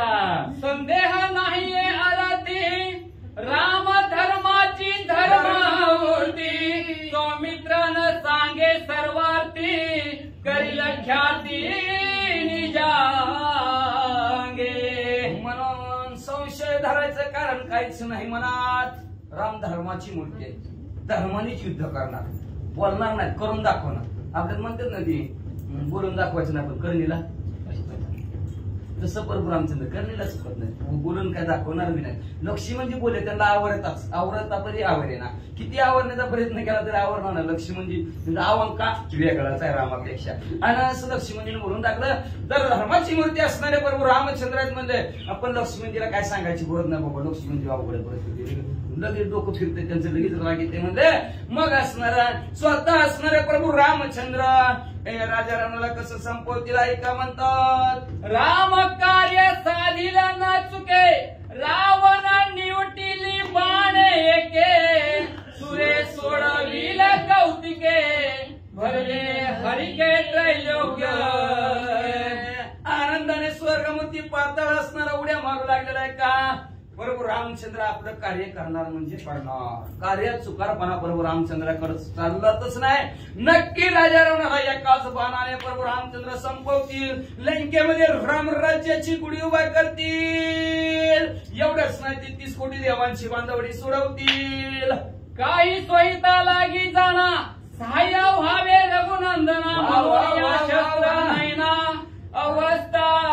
अवस्था गुणी लागली. मग प्रभू रामचंद्र तर त्यांच्या कार्यात चुकत नाहीत. एकाच बाणाने असणारे प्रभू रामचंद्र राजा रावणाला संपवतील. पण काही सोहितासाठी बर का, ही तर ते करावी देवाची चिंतन म्हणून करून म्हणा एकाग्रचित्ते शुद्ध व्हावे, कसं बी करावं, पण प्रभू रामचंद्राच्या कार्यात मदत करावी. आपलं स्वतःच असलं असं कुणाला वाटलं? 33 कोटी देवांचा राजा इंद्रदेवाला वाटलं प्रभू रामचंद्राला आपली बी काय फुल नाही फुलाची पाकळी म्हणून त्याच्या कार्यामध्ये आपली मदत करावी का स्वतःच कल्याण होईल, हित होईल म्हणून म्हणले असणारा त्याला अवस्था लागली. कवा प्रयत्न, कवा आपल्याला असणारी वेळ येईल प्रभू रामचंद्राच्या कार्यात मदत करायची, कवा मदत करायचं काय येईल. होऊन गेलं की ब्रह्मपत्र, लक्ष्मण शक्ती, अजून काय राहिलं? रावण मी आधी वाचा. आजवरी श्रीराम सेवा अंश घडली नाही केव्हा, तेने आतडलो दशग्रीवा घेता सेवा निज बळे. आजपर्यंत प्रभू रामचंद्राची सेवा माझ्याकडून घडली नाही. इंद्रदेव म्हणतात बरं का, आपल्यासारखा येरा गाबळा म्हणत नाही. इंद्रदेव म्हणतात आजपर्यंत प्रभू रामचंद्राची सेवा माझ्या हातून घडली नाही म्हणले. आणि ती सेवा कवाच घडली नाही म्हणून राजा रावणाच्या बंदीखान्यात पडलो आणि राजा रावणाला वारा घालायचं काम लय उकडायला लागले म्हणून इंद्र चंद्र ढाळी. इंद्राला चौर ढाळायचं काम आहे, राजा रावणाला हवा घालायचं, पंखा लय उकडायला लागले. एवढं काम करावं लागलं का? बरोबर रामचंद्राची सेवा नाही घडली म्हणून बरं का. म्हणून सेवेत चुकारपणा करायचा नाही. ते सेवा हा दारवंटा काही ना काही आपली प्रभू रामचंद्राची सेवा घडली नाही, त्याच्यामुळे राजा रावणाच्या तावडीत जाऊन राजा रावणाला वारा घालण्याचं काम मला लागलं. असं खंत, असं दुःख इंद्रदेव करू लागले. तो सूड घ्यावयासी साय होणे राघवासी, पाचारुणी सारथ्यासी केवी करी रथासी सनद. रथासी सनद. मग म्हणजे असणारा लय वारा घालून दमलो त्या राजा रावणाला लय ताप देतय वा. सारखं उठलं की बसलं की काम, सगळ्या देवांना काम आहे. आपण ऐकले माग काल 2-4 दिवसाच्या आतल्या खाली विवाच ऐकलं. लय राजा रावण काम सांगतय. एवढा हनुमंतरायाचे वडील आहेत त्यांना सुद्धा झाडायचं राव राजा रावण काम लावते म्हणजे काय साधा आहे का? राजा रावण म्हणजे असणार भक्तीच तशी आहे. भक्तीच्या जोरावर राजा रामांनी सगळ्या देवांना कामाला लावलं होतं. म्हणजे इंद्रदेव तर म्हणजे मी वारा घालून दमून गेलो, पण त्या पट्ट्यात आसूड घेतल्याशिवाय राहतच नाही. म्हणजे वारा घालायचं बंद करतो, असा वारा घालतो. म्हणजे आता म्हणजे तुम्ही प्रभू रामचंद्र पायी चालत आहेत ना, त्यांची सेवा म्हणून काय करतो? माझा रथ पृथ्वी तलावर पाठवितो प्रभू रामचंद्राच्या सेवेसाठी. म्हणून मातलीला सांगितलं रथ तयार काय, आपल्याला पृथ्वी तलावर जायचंय. संजोगोनिया चंदन है ठाकून जाय रघुनंदन, रवी वरोनी आरोहण राम रावणा रथ तयार करा, शस्त्र अस्त्राने भरगच्च असणारा रथ भर प्रभू रामचंद्राची सेवा करायची, प्रभू रामचंद्राच्या कार्यामध्ये मदत करायची. म्हणून इंद्रदेवाने असणाऱ्या मातलीला सांगितलं. मातलीला लगेच रथ तयार केला आणि स्वर्गातून रथ म्हणजे असणाऱ्या खाली पृथ्वी तलावर जिथं राजा रावणाला प्रभू रामचंद्र संपवणार त्या रणाच्या ठिकाणी रथ येऊ लागला. एका जनार्दन शरणा स्वामी व्हावे सावधान. पुढील राम रावणाचे रण अति दारुण परसावे. असं शांतीब्रह्म एकनाथ महाराज आपल्या सद्गुरू जनार्दन स्वामीला शरण गेले. नव्हे गावबा काका आपले सद्गुरू शांतीब्रह्म एकनाथ महाराजांना शरण गेले आणि शरण जाऊन सांगतात श्रोते व्हावे सावधान. श्रोत्यांनी सावधान व्हा म्हणजे असणार का? तर पुढील असणार राम आणि राजा रावणाचं युद्ध आहे. भांडण काय बारकेचं नाही, मोठ्याचं भांडण आहे. आणि ह्याच्या भांडणाला कुणाचं असं भांडण झालं उपमाच देता येत नाही. आणि या मोठ्याचं भांडण ऐकण्याचं तुम्हाला असणार भाग्य लाभलेलं. लक्षात ठेवा, दुसऱ्याचं भांडण लागलं बघितलं तर पाप लागते, ऐकलं तरी पाप लागते. पण ही तर देवाचं भांडण आहे, रावणाचं भांडण आहे, ऐकायला विसरायचं नाही. सावध होऊन ऐका. काय बोध आहे भांडणामध्ये सुद्धा. भांडण असावं तर असं असावं, कसं भांडण असावं हे असणार रामायणामध्ये सांगितलेलं आहे. आणि असं म्हणजे असणार पुढील असणार अतिशय गोड निरोपण आहे. तर असणार हे गोड निरोपण श्रोते मंडळींना ऐकावं अशी विनंती ग्रंथकर्ते त्यांच्या सद्गुरूला शरण जाऊन श्रोते मंडळीला करतात. हे अध्याचं कथनक संपवित झालं. स्वस्ति भावार्थ रामायणे युद्धकांडे एकार्तिकाय रावण युद्धगमन नाम 9पंचशतमोऽध्याय.